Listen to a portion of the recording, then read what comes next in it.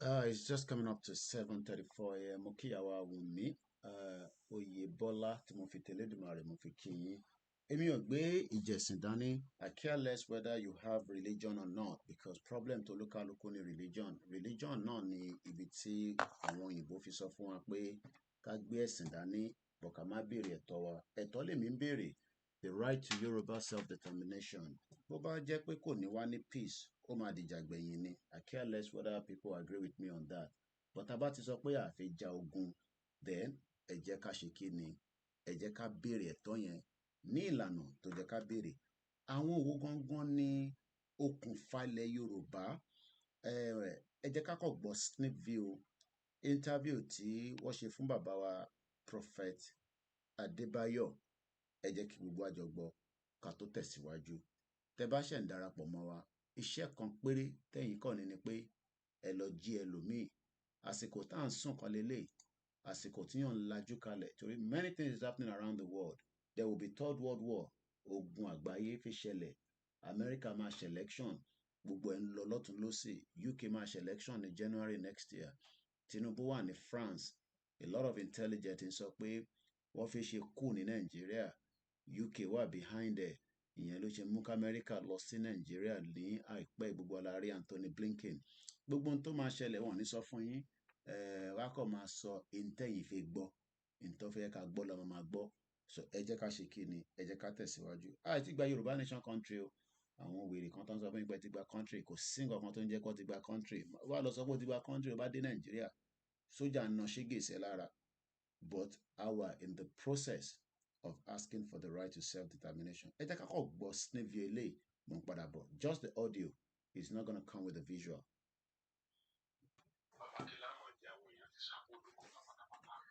Ibi tí wọ́n ti ń para wọn nílẹ̀ Haúsá, ìgbèlà tó ní bẹ́ẹ̀ni lórí láti jẹun. Gbogbo nǹkan tẹ́ ń kó wà ní Haúsá là ń jẹ láà. Bàbá yẹn gbé dàpọ̀, mo fi kẹ́ mọ́ bá mi fi sínú ìgbé lọ́hùn. Mo sì wà ní máìlì. Bàbá, a ní ohun tá a máa jẹ. Àwọn ọba wa ló gbà bọ̀dì. Ọba wa gbà bọ̀dì. Gbogbo ọba ilẹ̀ Yorùbá pátá alábọ̀dì ni wọ́n. Kò sí èyí tí òótọ́ wà lẹ́nu ẹnu wọn. Gbogbo àwọn fàyè ló gbàbọ̀dé. Torí tí wọn ò bá gbàbọ̀dé, kò yẹ kí Fúlàní lẹ́nu wọn lórí ọ̀rọ̀ Yorùbá. Mo dọ́gbọ́n sọ nǹkan kan nínú program lẹ́ẹ̀kan. Ẹ̀rí mọ̀ pé mo dọ́gbọ́n bá Tinubu sọ̀rọ̀. Ó lè lé sí Sunday Igboho. Kò fọ́ tún ikú lọ́rùn wọn. Bàbá kò ní sí nǹkan tó jẹ́ Fúlàní wọn. Yorùbá máa lọ. Ẹ̀rí mọ̀ pé mo sọ pé káwọn ọba yẹn má ṣe pàtí mọ́. Stop pàtí ṣíṣe. Mo ti wà ní orí àpèrè 20 years. Mo fẹ́ ṣe àríyá. Ìyẹn kan ló kàn wá kù. Bàbá bí ọdún méjì sẹ́yìn, wọ́n gbin ata lẹ́kìtì ajá tó ń gbẹ̀rà. Ata tó ń rà. Láti Ẹ̀fọ̀ lọ déta Àwúrẹ́ ní Èrìò ní Adó ata. Wọ́n gbin ata rodo wá. Ó dájú tàwọn Fúlàní. Ó dájú tàwọn Haúsá Fúlàní lọ. Ní ọdún méjì bíi 2 years ago bíi 3 years ago. Ọdún last year iṣu tó jáde láwọn òkè òkun kì í ṣe kékeré. Kí ló dé táwọn ọba yẹn tí wọn ò lè forí korí? Kí ló dé tó jẹ́ pé àwọn gómìnà ilẹ̀ Yorùbá. Don't buy another pair of glasses until you've seen. Ẹ̀jọ̀ ní àjọṣepọ̀. Báwo ni kí ló dé tí wọn ò lè forí korí? Ẹ̀sìkìsà, nísinsìnyí iṣu méjì àwọn ọba àti àwọn àgbà ilẹ̀ Yorùbá àti àwọn politician àwọn gómìnà àwọn ló ń gbàbọ̀dé fún ilẹ̀ Yorùbá. Yorùbá ò ní problem o. Bàbá ohun tá a máa jẹ Olúwa ló sọ Ọlọ́run ọ̀hún ló sọ fún mi. Ó ní à ń ṣe ní ìyà. A kì í ṣe ní ìyà. Ó ní à ń ṣe ní ẹrú pé ọmọ aládé ni wá. Ó fún wa Ọlọ́run ló sọ fún mi. Kò sọ jáde. Ẹ̀sìkìsà Yorùbá ní gbogbo ẹ̀yà tó ń bẹ nínú ayé Ọlọ́run yóò wá fẹ́ gan. Ó pọ̀ jù sá. Gbogbo tí gbogbo àgbáyé wa tó bá nílẹ̀ Yorùbá wọ́n máa rí. China dà lẹ́ni ara Yorùbá náà ti dà o. Bẹ́ẹ̀ máa mọ̀ o. Ohun tí Asia dà lẹ́ni ara Yorùbá náà ti dà o. Epo pupa táàrí yẹn Èkìtì pupa náà ti mú ẹyìn lọ sí Indonesia o. Malaysia àwọn ló ní the largest kìíní epo pupa lẹ́ni. Epo pupa ọ̀pẹ tá a ní sí Ìgbọ́kọ̀dá sí gbogbo àwọn Èkìtì pupa yẹn kí la fi.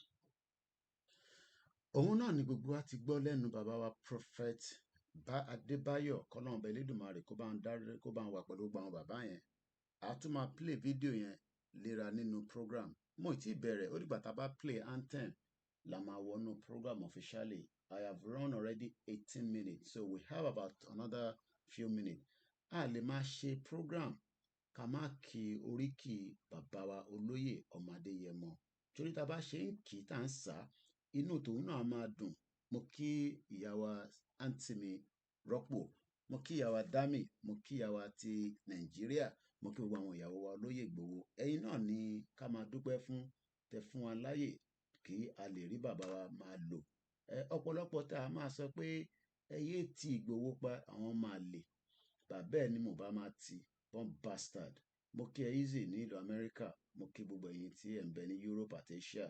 Ṣé dádì ẹ ni kí máa kí àbí dádì ẹ ni ká máa yìn torí pé bàbá tiẹ̀ wà nínú yàrá nígbà tí olóyè tó ń jáde tó fi ẹ̀mí ẹ̀ sílẹ̀. Gbogbo ìgbà ni mo sọ pé sẹ́ níbi tó bá ń lọ là ń tẹ̀lé lọ. Lákọ̀ọ́kọ́ katẹ̀ tó tẹ̀síwájú ẹ jẹ́ ká dúpẹ́. Màá máa sọ pé ní gbogbo ìgbà ní gbogbo ọ̀nà oríṣiríṣi èèyàn ló ń ṣiṣẹ́ oríṣiríṣi ọ̀tọ̀ọ̀tọ̀. Èyí tí wọ́n bá lè ṣe ni kó ṣe. Stop saying wọ́n ti Ìgbòho wọ́n ń ṣe kinní kan. Mo láǹfààní àti bá brother mi kan sọ̀rọ̀ ní àná nígbà tí wọ́n pè mí pé ká dúpẹ́ lọ́wọ́ wọn. Ẹ jẹ́ ń dúpẹ́ lọ́wọ́ brother mi náà nílùú Germany ni wọ́n wà.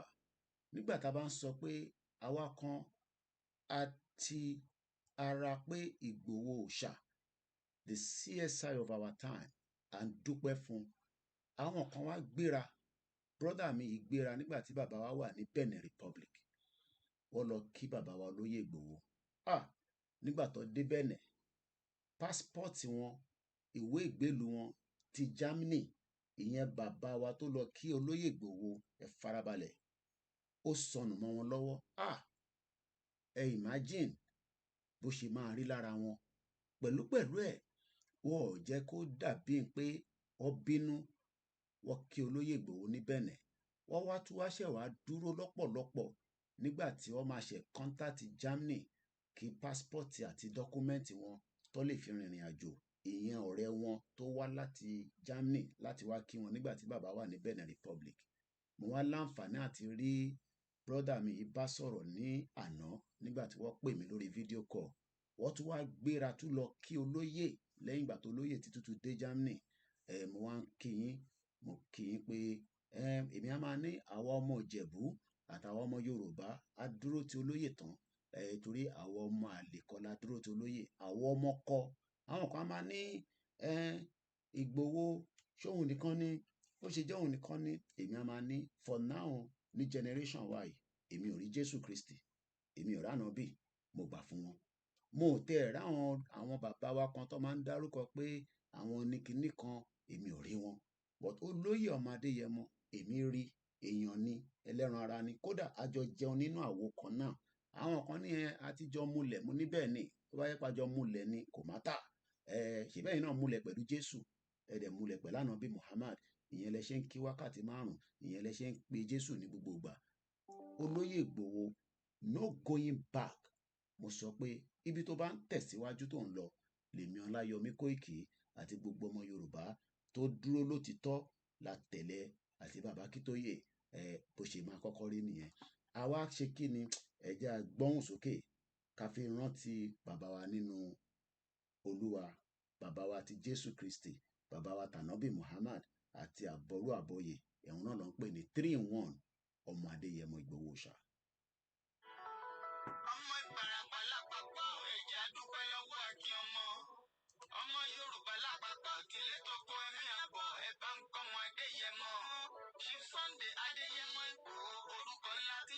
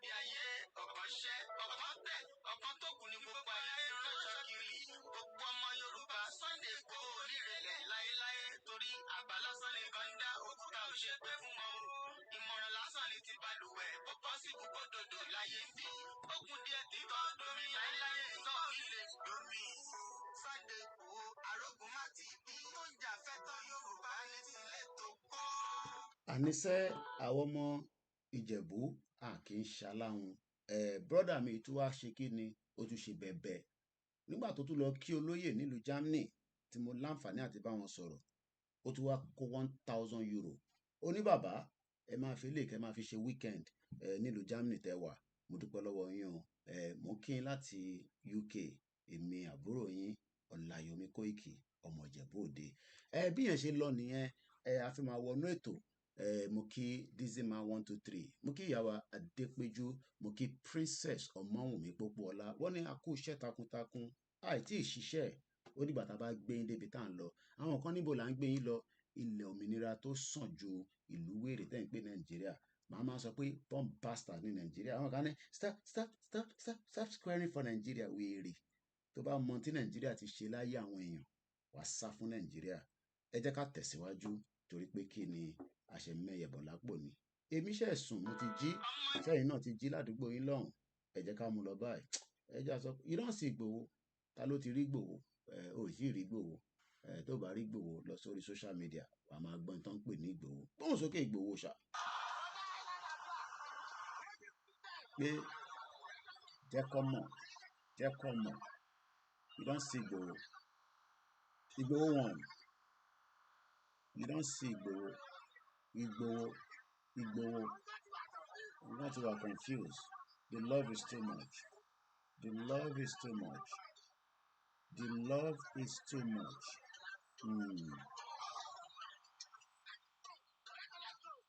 a máa nífẹ̀ẹ́ kù ni ó yá ta ló máa ń tẹ̀mọ́ àbí Wàsíù nìkan lẹ̀ ń gbọ́ àti Zazu pastor no wan go heaven why you no wan go heaven pastor wo ló fẹ́ kú àfáà wo ló fẹ́ kú babaláwo ló fẹ́ kú kò sẹ́ni tó fẹ́ kú but ìjọ kan ikú máa wọlé dé náà ni especially gbogbo ẹ̀yin tẹ̀ ń balẹ̀ Yorùbá jẹ́ à dì pẹ̀lú yín a sọ fún yín pé àwa la ní social media àwa la ní the new narrative gbogbo rọ́tẹ̀ ń pa fáwọn èèyàn wa tẹ̀ ń fún wọn ní false hope gbogbo ẹ̀ la máa tú lẹ́yọ kọ̀ọ̀kan ní méjì méjì koikimedia ní bíbà tó bá mọ ibi tó ń pè é àṣẹfẹ́ mẹ́yẹ̀bọ̀ lápò ni mò ń bọ̀ mo tí ì dé. orílẹ̀-èdè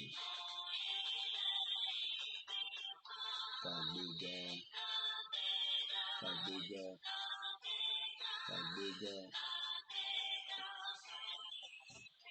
ìgbàgbọ́ láti bẹ̀rù ká ṣiṣẹ́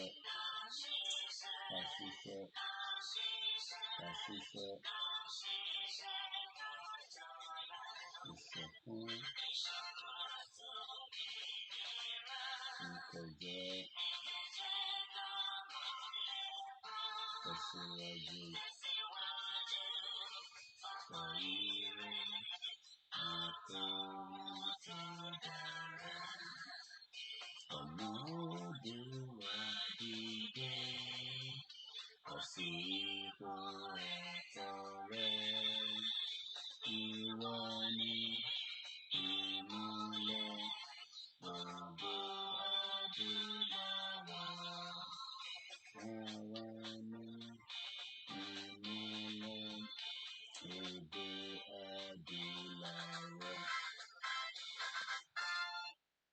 Mo kí ìyá wa Comfort Adélẹ́yẹ káàbọ̀ sórí ètò àwọn ìyá lálùbáríkà àwọn ìyá tó ti já sí àwọn ìyá tó mọ bó ṣe ń lọ àwọn bàbá tó mọ bó ṣe ń lọ àwọn bàbá kan ṣì wà labroad àwọn àwọn yẹn pé ẹ̀yin ọmọ yìí ẹ má dá wàhálà lẹ́ pọ̀ dẹ̀ pọ̀ lọ́lé o wọ́n ti gbàgbé pé àwọn sàwáwù wọn wà Nàìjíríà tí à ń jẹ wọ́n san pension fáwọn èèyàn tí quality yẹn bá rí bákan ẹ lọ sórí channel kejì ẹ mọ̀ pé mo sọ pé laptop wa tó jẹ́ gbòógì laptop tá a fi ń ṣiṣẹ́ ó wà lọ́wọ́ engineer wọ́n repair lọ́wọ́ ọdún mẹ́ta ní iṣẹ́ laptop yẹn tó ti ń bọ̀ tó ń lọ and yet ó ṣì níṣẹ́ tó fẹ́ ṣe ẹ jẹ́ ká gbọ́ George Akínọlá ẹ̀gbọ́n mi dáadáa lára àwọn tájọ́ bẹ̀rẹ̀ ìrìn àjò mo kí Ṣọlá kò gbọdọ̀ kú bẹ́ẹ̀ ni mo kí Ṣọlá Sàlàkọ́ àwọn comrade nìyẹn gbogbo yín lè má mọ àwọn tá à ń dárúkọ yìí mo kí Káyọ̀dé Mọ̀lá mo kí gbogbo yín o àtàwọn tó ń ṣiṣẹ́ mo kí bàbá wa Báṣẹ̀gùn gbogbo yín ẹni tá a bá dárúkọ gbogbo yín náà la rántí. Ìyá Jágún, àwa kí gbogbo àwọn èèyàn wa tí wọ́n ti ṣaláìsí. Mo rí àwọn ọlọ́pàá tó mú brother wa Sàtì Ìgbòho náà wá ń display wọ́n sọ di ẹlẹ́wọ̀n. A ti mú Sàtì Ìgbòho, òun ló ń pariwo lọ́jọ́ ta. Ṣé mọ̀ ká ṣe ń ṣe bí ọmọlúàbí ni. Mo máa ń try láti tí bá fẹ́ sọ àwọn ọ̀rọ̀ yìí ẹ rí i pé mo máa ń fẹ́ wà very careful. Wọ́n ní ẹnu là ń dán, kò sí nǹkan tẹ́ lè ṣe. Sàtì Ìgbòho tí ọlọ́pàá mú kò ń ṣe criminal. Ẹ jẹ́ n bọ́ glasses mi. He's not a criminal. He has the right ẹ̀, ẹ̀tọ́ ẹ̀ pé òun ò fẹ́ ṣe Nàìjíríà mọ́, òun ló gbé dání. Lóòótọ́ everybody might come up and say mo rí comment oríṣiríṣi very good. Nígbà tí ẹ bá ti jẹ inú báyìí ọlọ́pàá máa mú yín. Wọ́n ń pààyàn lójoojúmọ́. Wọ́n ń destroy ayé ọmọ Yorùbá. Ọlọ́pàá ò rí nǹkan kan ṣe sí. Àbí bẹ́ẹ̀ kọ́? Àbí gbogbo akọ́lá ṣé gbogbo akó kẹ̀lẹ̀bẹ̀ sójú? But ẹni tó ń jà fẹ́tọ̀ ẹ̀ wá ń display ẹ̀ ń display bí ìgbà tó yẹ pé okay wọ́n ń ṣe Tinubu ní France wọ́n wo football Jagaban Jagaban máa gbádùn ayé ẹ̀. Buhari náà jayé dáadáa, gbádùn ayé ẹ̀. Lẹ́yìn ọdún 8 bàbá bí ọmọ Yorùbá kan dá kẹwàá máa kọrin sáwà létí pé Tinubu kò bá ti ṣe báyìí. Do I believe in him? Pé máa ṣe ní táwọn fẹ́ fún wa? I don't. I'm sorry. I don't have any trust in him. That is my own personal view. You don't have to agree with me, and I care less if you do. Anyway, ẹ yẹ kí n dúró lórí mo kàn rí yẹn lórí Instagram bí ṣe fẹ́ tán Instagram mi ni ní láti lọ mú lé bá mi kọ̀sẹ̀ tèmi ti dry. Many of ọmọ Yorùbá ẹ ti gbọ́ pé ọlọ́pàá náà mú ọmọ Yorùbá kan tó ń ṣe Yorùbá Nation. Last year ta lọ sí Ọjọ́ta mo wà dẹ́ bá máa mú Sàtì Ìgbòho gbogbo alẹ́ máa kó gbogbo wa àtèmi. But unfortunately I am 6,000 kilometers away. But nítorí pé lawless country ní Nigeria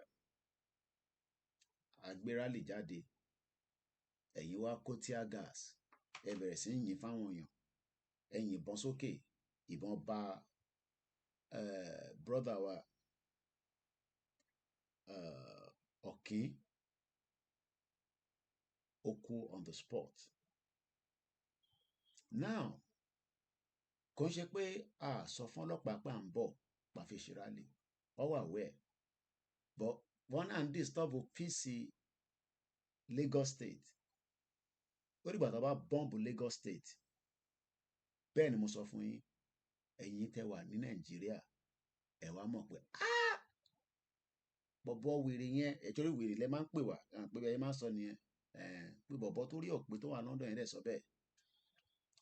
Ìbí ìta àgbà ta sọ pé wọ́n ń bọ̀ wá bọ́ǹbù yín ẹni rọ́là ń pa àfìgbà tó bọ́ǹbù Ìbàdàn wọ́n gbé bọ́ǹbù wá wọ́n bọ́ǹbù yín. Ó kọ́ ẹ pé à ń wà very careful torí ẹ̀mí àwọn èèyàn tó lọ. Ṣó dùn mọ́ mi nú? No. Gbogbo ohun tó máa da Nàìjíríà rú ni mò ń gbàdúrà lójoojúmọ́.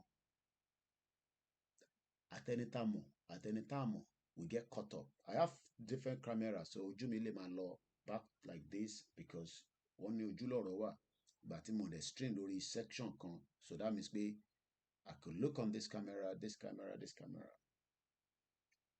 I don't pray for peace in Nigeria as far as I'm concerned. I don't give a toss. Àwọn kan ní ẹ torí wà lábroad wọ́n máa lè. Ẹ̀yin ẹ jẹ́ kó ṣẹlẹ̀ bí a mọ̀ ní wá sísàlẹ̀ orí yín ó pè. Mo ń bọ̀ jẹun lọ bí ṣe ń rí lip balm mi tó dry yẹn. I'm not feeling comfortable. Ó dẹ̀ wà ní jacket mi. Ẹ kọ́kọ́ gbọ́ brother mi. But kí n kàn conclude lórí brother wa tọ́lọ́pàá mú. We will work towards securing him through the legal means. Kò ń ṣe òun lọ́lọ́pàá máa kọ́kọ́ mú láyé. Ọlọ́pàá ti mú èmi náà rí nílùú yìí. At the station wọ́n dẹ̀ realize pé There's no reason for me to be kept there, and I was let go. So ṣe ọlọ́pàá múyàn yẹn kò ń ṣe big deal tó bá ti commit a crime, but torí pé ìlú olòṣèlú lórí burúkú Nàìjíríà tí kò ní dá fún gbogbo ẹni tó bá ní ká dúró sí Nàìjíríà kò ní dá fún bàbá yín àti ìyá yín ni mo sọ, ẹni ṣoríire, born bastard.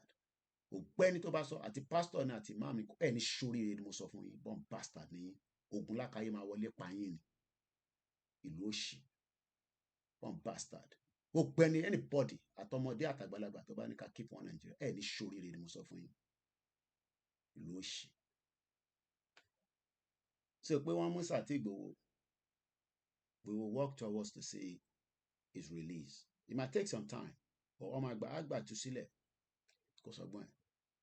But ẹ jẹ́ ká sọ fáwọn ọlọ́pàá Nàìjíríà, especially in the southwest, we don't have any problem with you. Àwa mọ̀ pé iṣẹ́ tí yín tẹ̀ ń ṣe, ẹ kàn follow protocol àti order, that's all. A mọ̀ pé ní background ìfẹ́ Yorùbá pé kó pín kúrò lára ni, because wọ́n promote yín náà, wọ́n ò san salary fún yín bí gbogbo wa náà kọ́ láàrin ọlọ́pàá ni. Ọlọ́pàá sì gba bribe lọ́wọ́ àwọn kan, fídíò ẹ̀ wà lọ́wọ́ mi. Eléyìí ń ṣe ní kíní òun lélẹ̀, ìlú òfò, ìlú yẹn lẹ́yìn wá ń pọ́nlé, yẹn kan wá náà pọ́n Nàìjíríà rè, ìbọn lélẹ̀, òun dà fídíò náà dà, ìbọn lélẹ̀, ọlọ́pàá tó ń gba bribe, then increase the volume ẹ̀. Ó ní ó yá fún mi ní bribe sharp sharp, ọlọ́pàá nìyẹn lókè, ọlọ́pàá ẹ̀rí ẹgbẹ́ ó ń fún wọn l'account number, jẹ́ẹ̀lù nìyẹn. So wọ́n take care ọlọ́pàá náà, but definitely tá a bá rányàn níṣẹ́ ẹrú àfitọ́mọjẹ. And I also believe that ẹ̀yin kan lè snitch lórí ọmọ yẹn. I have 100% guarantee on that.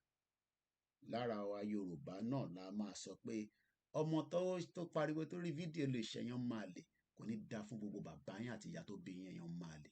Ẹ̀yin tẹ́ ń snitch, àní tó bá dẹ̀ ń snitch, ikú ló máa gbẹ̀yìn yín. Bẹ́ẹ̀ ni mo sọ. Ẹ̀yin ẹ lọ wo àwọn tó ń snitch, ikú ló máa padà gbẹ̀yìn gbogbo yín pátápátá, because ẹ̀yin lẹ snitch ọmọ yẹn jáde.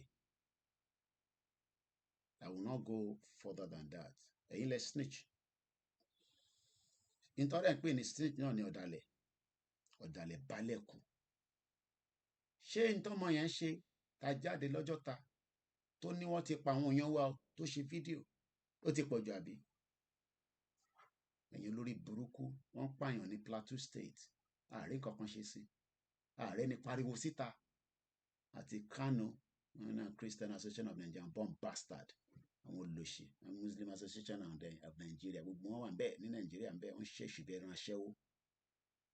Mo tẹ̀mọ̀ bí àtẹ̀ ní leader ní Christian mọ́, yàtọ̀ sí àwọn bàbá Prophet Adébáyọ̀ àtàwọn bàbá Prophet Emmanuel Tọ́gbà, àwọn wòlíì tó jẹ́ pé àwọn ti ró ti tọ́.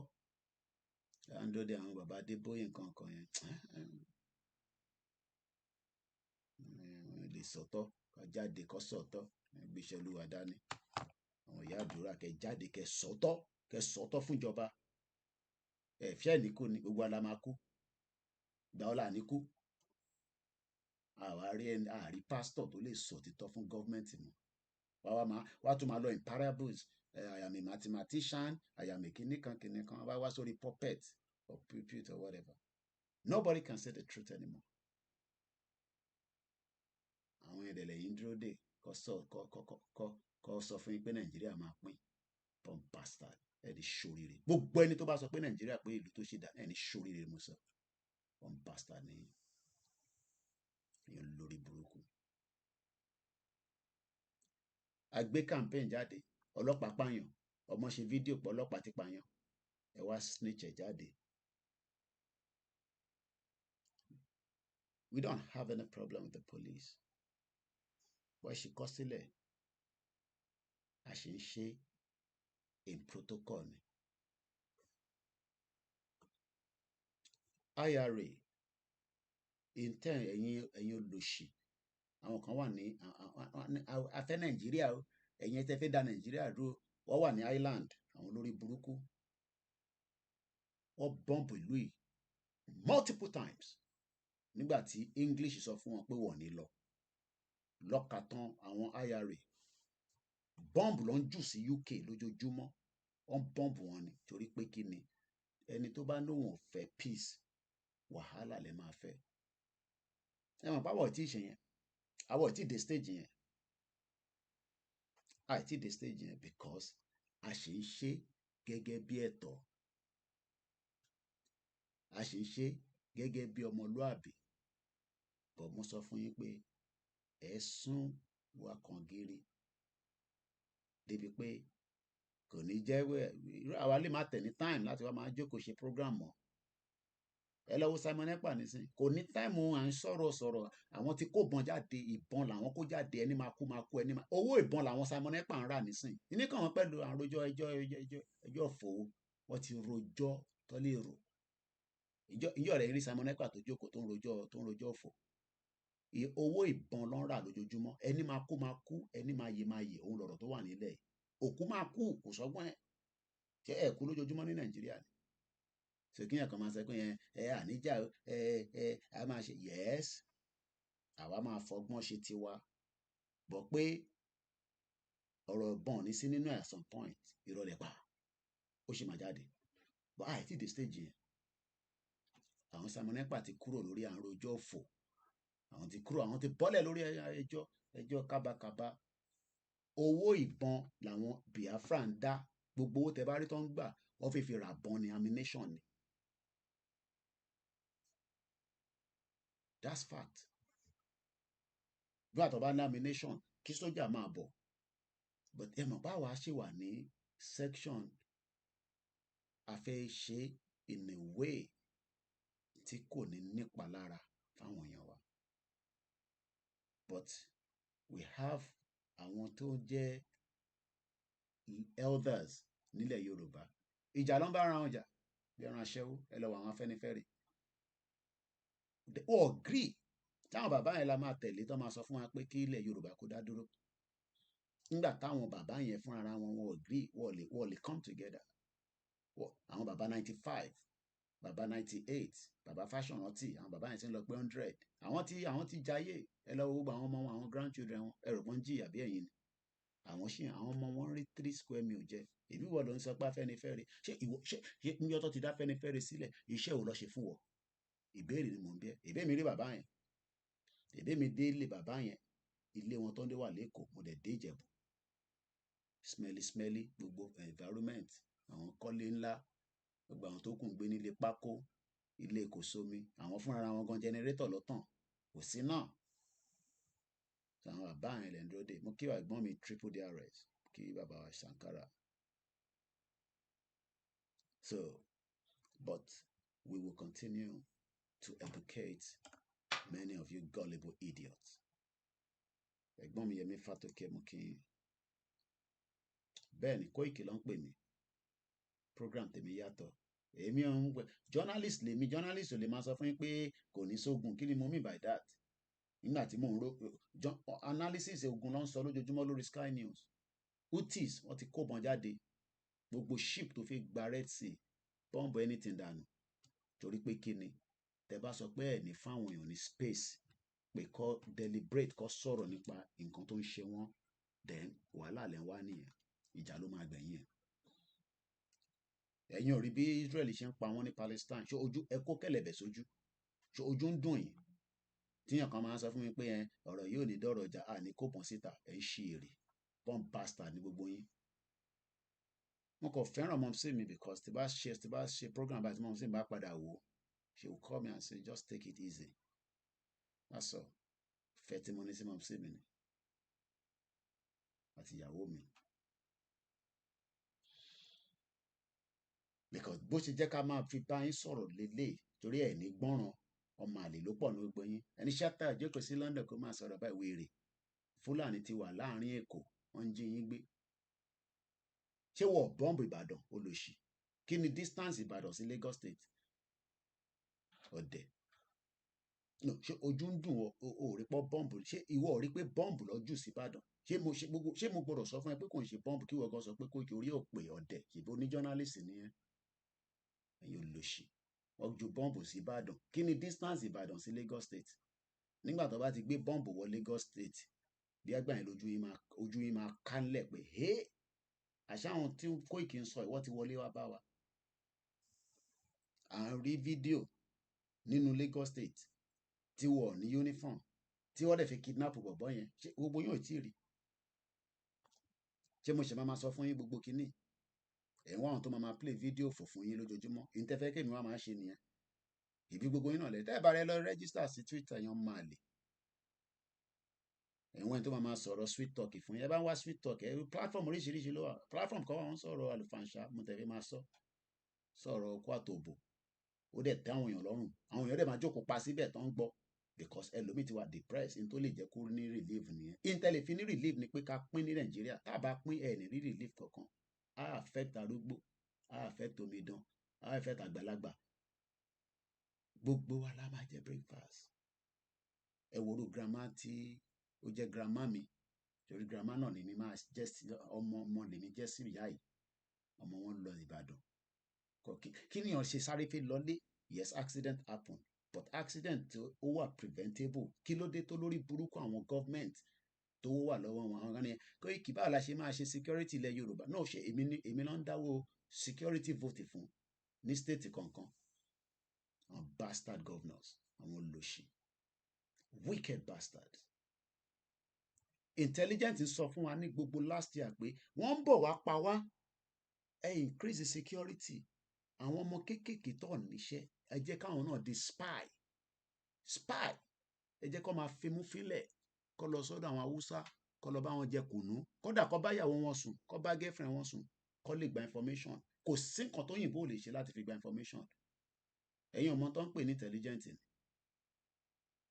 MI5 kí lẹ rò pé wọ́n ń ṣe CIA iṣẹ́ olè rò pé wọ́n ń ṣe ojú ń dùn ẹ̀yin this is àwọn báwa náà ṣe máa di intelligent a máa monitor àti fímú fílẹ̀ irú bọ́ǹbù tó wájú sí Bodija yẹn àti detect ẹ̀ wá ti neutralize ẹ̀ àti pa ẹni yẹn dànù ẹ̀ tẹ̀légbọ́n kankan àìmọye àwọn tó ń pa dànù tí Amẹ́ríkà ń pa lójoojúmọ́ because terrorists will kill terrorists terrorists ń ṣe tí yàn máa sọ fún ẹ pa wọ́n dànù ni pípa ni terrorist America don't joke ẹ lọ gbọ́n nǹkan tí Donald Trump sọ ó náà fojú wọn ìmọ̀ tóun bá wọlé mo rí lórí page Simon Ekpa àti muslim àti christian tó bá jẹ́ extremist òun máa deal pẹ̀lú gbogbo wọn gbogbo ẹni tó bá ní student visa tó bá wà against the freedom of the people òun máa lé wọn kúrò lamẹ́ríkà ẹ̀yin olóṣì lè dá fún gbogbo yín èèyàn máa lè ẹ̀ẹ́dẹ̀ẹ̀rẹ̀ ni àwa sọ terrorist àwa wá ń pọ́n terrorist lè wọ́n máa náà integrate wọn kí ló ń pè ní wọ́n integrate terrorist idiot all over the place ẹ̀yin olóṣì àwa jókòó àwa ń sọ̀rọ̀ ìyẹn kan máa ní ẹgẹ tó fi ìpèsè wọn kí n bá lóye máa ní àyà láti sọ̀rọ̀ nǹkan tèmi sọ ni idiot all over the place.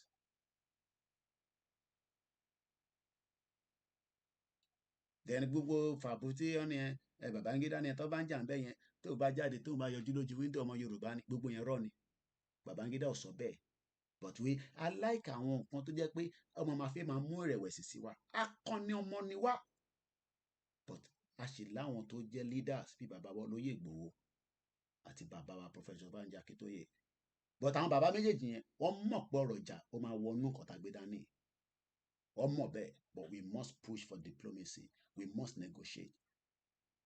ṣé bàbá Akíntóyè náà nígbà táyé wọn tó ń ṣayé ní ọ̀dọ̀ ṣé ẹ gbọ́ pé bàbá yẹn náà sọ pé àwọn náà dá sùrùtù sílẹ̀ ṣé sùrùtù yẹn fèkó ti tán ni sùrùtù máa wá àwọn tìta máa fi kúrò ní Nàìjíríà kò dẹ̀ lè sí peace ẹni bá ń wá peace rọ́lẹ̀ ń pa ìpìlẹ̀ máa gbà lójoojúmọ́ ìpìlẹ̀ tí ń wá peace ọ̀nà wo lẹ fẹ́ fi gbà pa peace. àwọn ọmọ wa sisters wa ló wà ní Cairo tó ń pariwo yẹn àìtí resolution sí àwọn wà ní Libya all over the world suffering. wọ́n bọ̀ wọ́n ti dé. Very clear. We made a declaration saying that it's too late for restructuring in Nigeria. You will remember in 1962 there was a massive problem in Nigeria when Awolowo was arrested. Our people talked to us. There was crisis for over 4 years that led to the coup. There was a Yoruba meeting of elders called the Yoruba Leaders of Thought. We relented. The thing continued. Yoruba has continued to lose ground since that time. In 1993, there was the annulment of the June 12 election. Shiju Ade, the former Oni, spoke and said Yoruba should go ahead and conduct an election. We did. It led to nothing. The same thing happened in 1998, just before the handover to the democratic elected government.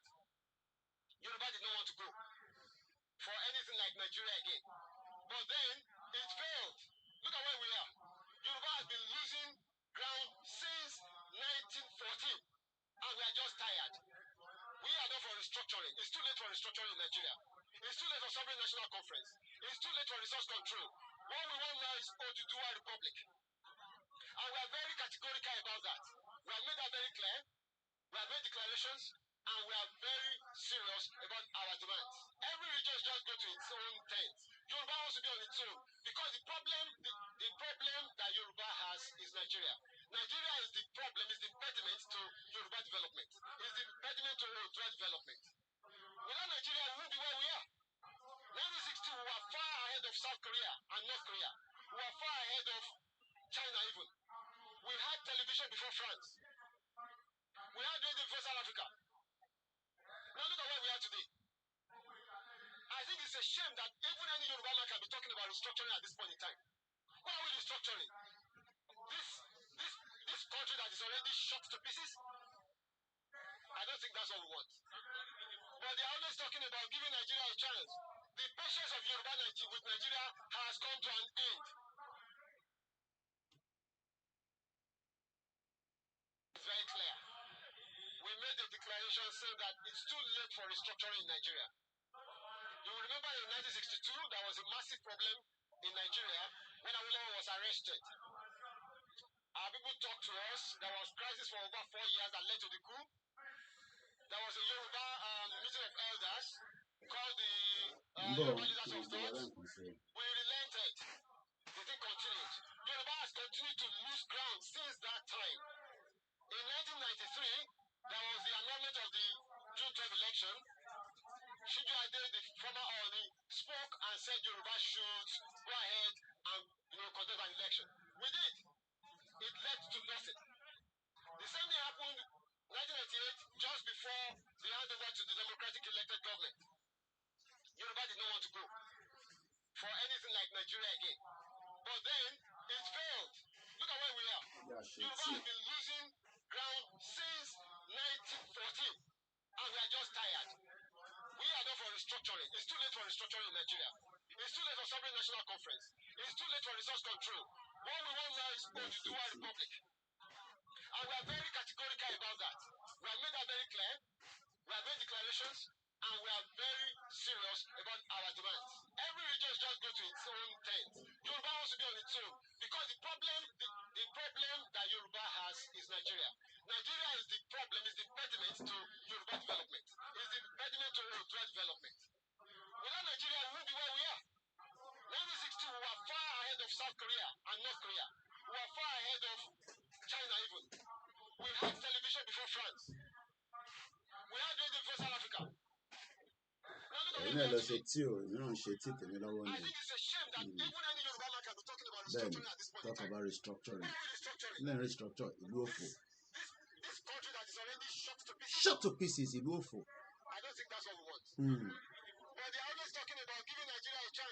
Chance òṣìwò it has come to an end. Àwọn wo gangan ni wọ́n ń dá ilẹ̀ Yorùbá dúró àti play lẹ́ẹ̀kan ẹja tún gbọ́ courtesy of brother wa Ṣokoti àwọn ló ní fídíò but audio nìkan ni máa play jáde ẹja àjọ gbọ́ mọ̀ ń bọ̀ èmi náà ń ṣe tí o ẹ̀yin náà ẹjọ́ lọ ṣe tí ó dẹ̀ pé Guinness lè fẹ́ mú láàárọ̀ ìpìlẹ̀ máa gbà láàárọ̀ ẹ̀ àwọn ọmọ ọkọ Yorùbá kọ́ là ń bú o àwọn máa lé Yorùbá tó ń sọ fún wa pé ká ṣì wà nù Nàìjíríà kò ní dá fún Nàìjíríà òfò ẹgbọ́n òsókè bàbá wa. Bàbá kìlá mọ̀ ní àwọn èèyàn ti sàkóso pátápátá ibi tí wọ́n ti ń para wọn nílẹ̀ Haúsá ìgbèlà tó ń dìbẹ́ ní ìlú láti jẹun gbogbo nǹkan tí wọ́n wá ní Haúsá là ń jẹ bàbá yẹn gbé dàpọ̀ sókè bàbá mi fi sínú ibẹ̀ náà ìsìnkú àdìmọ́ ìdìbàrà a ní ohun tá a máa jẹ àwọn ọba wa ló bá bọ̀dé ọba wa bá bọ̀dé gbogbo ọba ilẹ̀ Yorùbá pátá wọ́n ti gbà bọ̀dé alábọ̀dé ni gbogbo wọn. kò sí èyí tí òótọ́ wà lẹ́nu ẹ̀. gbọ́n tí bàbá yẹn sọ. Wọ́n ti gba bọ̀dé, wọ́n ti ta gbogbo wa dànù. Torí tí wọn ò bá gbà bọ̀dé, Wọ́n ti ta gbogbo wa. kò yẹ kí Fúlàní lẹ́nu mọ́. Fúlàní lẹ́nu lórí ilẹ̀ wa. Yorùbá wa. Mo dọ́gbọ́n sọ Dangote náà Fúlàní ní bàbá program náà. lẹ́ẹ̀kan. Ẹ rí mọ̀ pé mo dọ́gbọ́n bá Tinubu sọ̀rọ̀. Ó lè lé sí Sunday Igboho. Ṣé ń gbọ́? Kò fún ọdún ìlú Kánò. Kí ni Sunday Igboho ṣe? Kí ló ṣe? Sunday Igboho kí ló ṣe? Bàbá kò ní sí nǹkan tó jẹ́ Fúlàní mọ́. Mélòó náà Fúlàní náà? Yorùbá máa lọ. Ẹ rí mọ̀ pé mo sọ pé káwọn ọba yẹn má ṣe pàtí mọ́.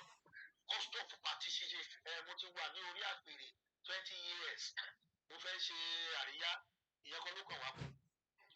Bàbá bí ọdún méjì sẹ́yìn, wọ́n gbin ata lẹ́kìtì, ajá tó ń jẹrà, ata tó ń rà.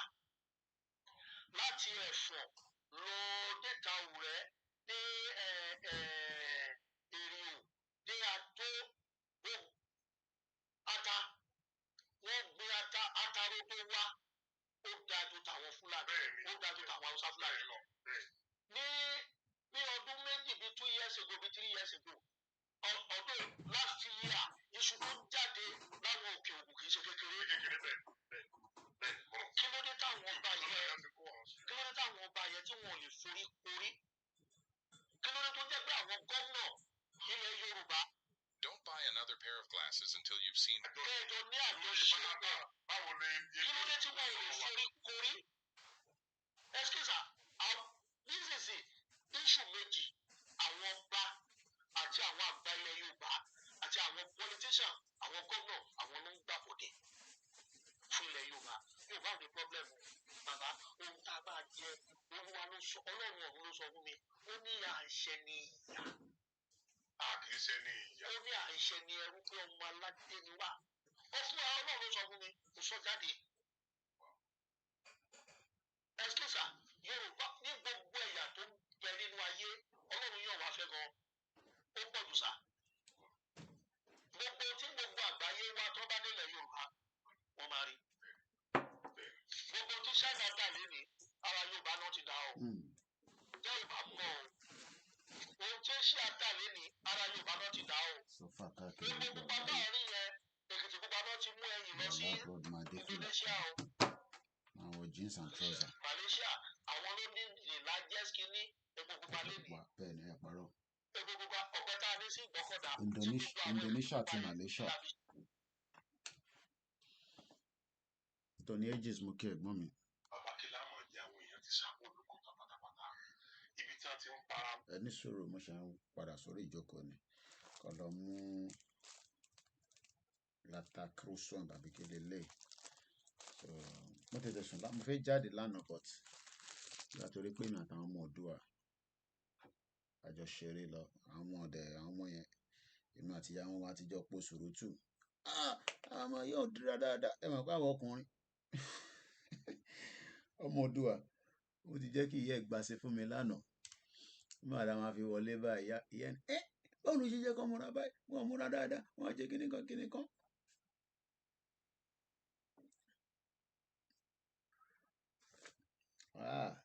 Tí ì débẹ̀ Tokyo 778 ẹ̀gbọ́n mi dáadáa kò ní bàjẹ́ fún yín.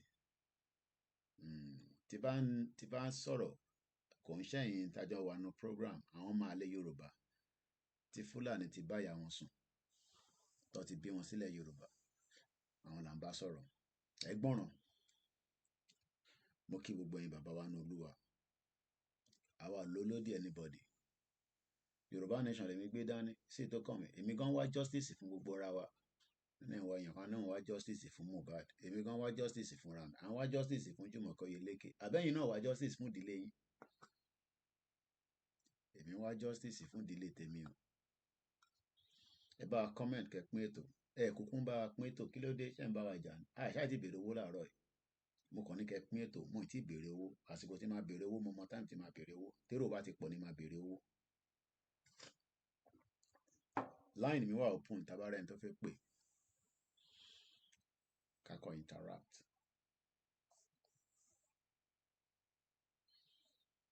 Nàìjíríà ti affect gbogbo wa mo kí ẹ o olóyè Ìgbòho ọmọ Adéyẹmọ àwọn bàbá kan pè mí láti Birmingham Midland lánàá àwọn ọmọ olóyè dáadáa àwọn máa ń like àwọn tó bá sọ pé àwọn ọmọ olóyè dáadáa fún dáadáa náà ni tó bá sọ̀rọ̀ bẹ́ẹ̀ wọ́n á wú mi lórí èmi náà máa wá surprise wọn olóyè kò ní bàjẹ́ fún ẹ bí pé lẹ́ẹ̀mẹrin in a day ó máa gbé kọ́ bó pè mí lẹ́ẹ̀mẹfà àbí àti bá wà lórí ìyàwó mi ṣá bọ̀ tí bá máa fi bọ́lẹ̀ báyìí mo gbọ́dọ̀ pè padà it's a privilege àwọn pè mí wọ́n ní bá mi kílẹ̀ ń jẹ gbèsè kámẹ́rà fídíò kọ́ ni bá mi kílẹ̀ ń jẹ ǹjẹ́ náà ni wọ́n á kí mo tẹ̀rí wọn ní ọ̀dọ̀ Yorùbá wuyì bí àbá mi lọ pàtí kan ní Germany ní bàjẹ́ fún ẹ máa ṣe fàájì ẹ lọ irú mọlẹ̀ tó ń jẹ mọ́ínmọ́ín àǹtí rọ́pò mo kí yín kó rọ̀jú mo kí àwọn ọmọ mọ́mí dámì mo kí yín ìyá ìbejì mo kẹ́yìn náà mo kí yín gbogbo ẹ̀yin tẹ́ dúró fún bàbá wa olóyè Ìgbòho àkí yín gbogbo wa ní Ìgbòho a máa ṣòkú ní next month o mo kí prophet Cornelius wọ́n pè mí lánàá gbogbo ala tí máa gbọ́ prophet Cornelius wọ́n á pè sórí program but bàbá yẹn náà pọ̀ lọ sínú trans so mo gbúrò wọn for a while wọ́n pè mí wọ́n ní Kóìkì èmi ò ríran o mo ò rí anything Ọlọ́run fi kankan wọ̀n mí àmọ́ ọbẹ̀ Elédùmarè Jésù Kristi á tọ́ wa sọ́nà fún oṣù tó ń bọ̀ à ń bọ̀ nílé o mo kí ẹ̀gbọ́n mi dáadáa ara tó kun alẹ́ kò ní bàjẹ́ fún ẹ mo máa nífẹ̀ẹ́ kú ni kí àwọn kan máa sọ pé kíní ìyá yìí máa wọlé ní next month o oníṣẹ̀ṣe nínú iṣẹ́ àwọn ọmọ ẹ ló ń kò tẹ̀lé ọ̀tẹ̀lẹ̀ ṣubú náà kọ bẹ́ẹ̀dì yẹn àti lọ́kẹ̀ ìyá wọn dẹ̀ wà lókè bí kan ní wọn ti jí nìyẹn àwọn ọmọ Oòduà àbí yẹn kan fi lọ toilet.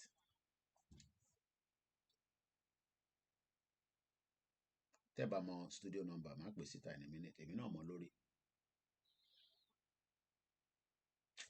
à ń bọ̀ nílé o ìyá ìgbọ́dọ̀ wọlé ní next month gbogbo reviews tí gbogbo yín mú wá pátá kò sí ìta dànù gbogbo ẹ̀ àdànù ṣólóyè ń bọ̀ nílé I don't know security question nìyẹn ṣé Joe Biden máa ń fún yín ní ahead pé òun lọ ìlú kan ìlú tí Joe Biden bá máa lọ wọ́n ti ń ṣètò ẹ̀ security ẹ̀ gbogbo ẹ̀ last minute lọ́kàn máa release press statement pé Biden is gonna be travelling to Indo because àwọn náà gbọ́dọ̀ protect the president ìlú yẹn kódà kẹ́tí gbọ́ pé olóyè sọ pé òun ń bọ̀ nílé as far as that concerned I don't know. ẹni Kóìkì alágbárí èyí wọ̀ ló súnmọ́ lóyè ó yẹ kí wọ́n mọ̀ yẹn náà náà ẹ̀yìn wọn pé mo gbọ́dọ̀ protect olóyè Ìgbòho so bó ṣe jẹ́ nìyẹn èmi ò ní kí olúkálùkù má ríran mo kúkú ti ní kẹ́ má ríran ẹ padà ríran náà ni àti ní kẹ́ má ríran ẹ padà ríran ṣáà ni Ọlọ́run wà pẹ̀lú gbogbo wa àdúrà ní ká lọ máa ṣe ẹni tó bá ti ra Àǹkárá wọ́n sì ń ta Àǹkárá o bẹ́ẹ̀ ni ká máa fún yín ní intelligent olóyè ní 1 month before the event lórí social media olóyè ò wá sílé èmi náà wá sílé but à ń bọ̀ nígbà tí mo ní 25 staff láti àná ló pé meeting mẹ́ta ìkẹta tá a máa ṣe every Saturday 2 hours lèmi àtàwọn tí mi fi ń ṣe meeting máa pè yín ẹ̀gbọ́n mi Fẹ́mi tí bá ṣe program tán mo mọ̀ bí ẹ wà ń bí iṣẹ́ bọ̀ máa pè yín because mo ní láti discuss àwọn kankan kò mo mention ní fáwọn àwọn tí mi lánàá so màá bá yín sọ̀rọ̀ lẹ́yìn àbí aṣọ ẹ rò pé movie là ń ṣe ká máa jókòó kí wọ́n á ní à ń bọ̀ lọ́la ẹ pàdé wa airport ṣé movie ni mò ń ṣe ni Tinubu náà ń lọ fún private visit ní France nìsín kí ló lọ ṣe kò sọ fún mi Ọlákúnlé kò ní bàjẹ́ fún ẹ èèyàn tí Ifá gbé mi lékè àǹtí mi dáadáa aago 5 àbọ̀ lólu ẹ rí pé mo ní energy tó pọ̀ mo tètè sùn lánàá but oúnjẹ kan tí mo like mo ní sọ lórí social media òun ni ìyàwó mi ṣe lánàá mo gbádùn ẹ̀ nítorí tá a bá sọ nísìnyí wọ́n àìpín ẹ̀ lẹ́ máa fẹ́ fi mú wa èmi náà gbọ́n ọmọ Yorùbá lèmi máa fi gbogbo ẹnu sọ̀rọ̀ orí ò pé ó mọ̀ kọ́ ọmọ Ìjẹ̀bú ni mí mẹ́tẹ̀ẹ̀ta dẹ̀ lèmi ń ṣe ọmọ babaláwo ni mí ọmọ èṣù ni mí ọmọ wòlíì ni mí à ń gbàwẹ̀ lọ́wọ́lọ́wọ́ ẹ má wò pé mò ń mutí o èní ló pé 21 days what God does not do does not exist mo believe nínú Jésù bí wèrè mo believe nínú ànábì mo dẹ̀ believe nínú ìṣẹ̀ṣe mẹ́tẹ̀ẹ̀ta lèmi at 40 yẹn kan gbọ́dọ̀ parọ́ fún mi. Pàtẹ́wọ́ rẹ ò kọ̀rọ̀ rẹ lè dayọ̀. Mo ní wọ́n bọ́ǹbù Ìbàdàn níṣẹ́ ibi tá à ń lọ nìyẹn kéèyàn kan wá jáde kó sọ fún mi pé wọ́n bọ́ǹbù Ìbàdàn. Ìbàdàn was bombed. Ará tó kun alẹ́ ó pariwo títí lórí TVC mo mọ̀ bí wọ́n máa ń lò wọ́n ní channels ó ṣe mocking ṣe this ṣe rí intelligent ẹ ṣe bàbá wa Prince Adébọ́lá mo kẹ́yìn tèmi ní gbogbo island àwọn kan tí ń múra àwa táwa lè lọlé a máa ṣayẹyẹ yẹn at some point ẹ̀yin tẹ́ ti ra Ankara labroad ẹ má wọrí a máa rí lò mo kíyan grandma tọmọ wọn ṣaláìsí ní Bodija mo àmọ́ àwọn tó wà nílé bọ̀ tọmọ Yorùbá ni wọ́n akíyín we're not gonna joke around that but Ìbàdàn Bodija was a bomb blast kò sẹ́ni tó lè sọ fún mi pé kò ń ṣe bomb blast it was a bomb blast the question is ǹjẹ́ a lè avoid it again yes if àwọn politicians wa àwọn governors wa àti President Bola Ahmed Tinubu if they are ready to do something around it. Buhari olórí burúkú èpè ló yẹ ká máa fún Buhari lójoojúmọ́ bomb bastard ni ẹ já gbọ́ eléyìí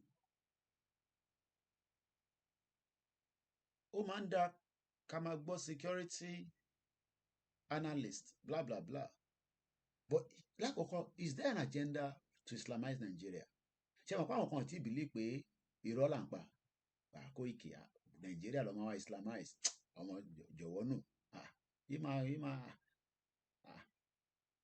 ok arákùnrin kan bá Máyégún sọ̀rọ̀ brother wa tó wà ní Scotland Máyégún general bàbá àgbàlagbà mo kí gbogbo yín families mi ẹ bá pín ètò tó ń jáde dáadáa mo ì tí ì rí comrade plan B bí a kò tí ì jì òun nìkan ló máa gbọ́ mi lórí mixela tó máa sọ pé ẹ káàárọ̀ bẹ́ẹ̀ yẹn bọ́ mo mọ̀ pé èèyàn kan gbọ́ wa mixela ní mídíà wọn ní Turkey ló sọ di rédíò ó sọ yẹn di rédíò station ẹni tó ẹ máa ń gbé tó mọ̀ lọ sọ́dọ̀ tiwọn ẹ̀rín kan máa ń pa mí tí bá wà lábẹ́ program wọn tí bá ń gbọ́ nǹkan tó ń sọ àwọn náà wà lábẹ́ tèmi náà báyìí àjọ ń ṣọ́ra wa ni ẹ jẹ́ ká kọ́kọ́ gbọ́ èyí tí brother yìí sọ aago 5:00 ló ṣẹ̀lù ṣé ká kọ́kọ́ gbọ́ àwọn dẹ́ndẹ́bà criminals no kí ló dé táwa náà kúkú wá kó criminal nílẹ̀ Yorùbá ká kó wọn sínú constabulary ní Lagos State mo kí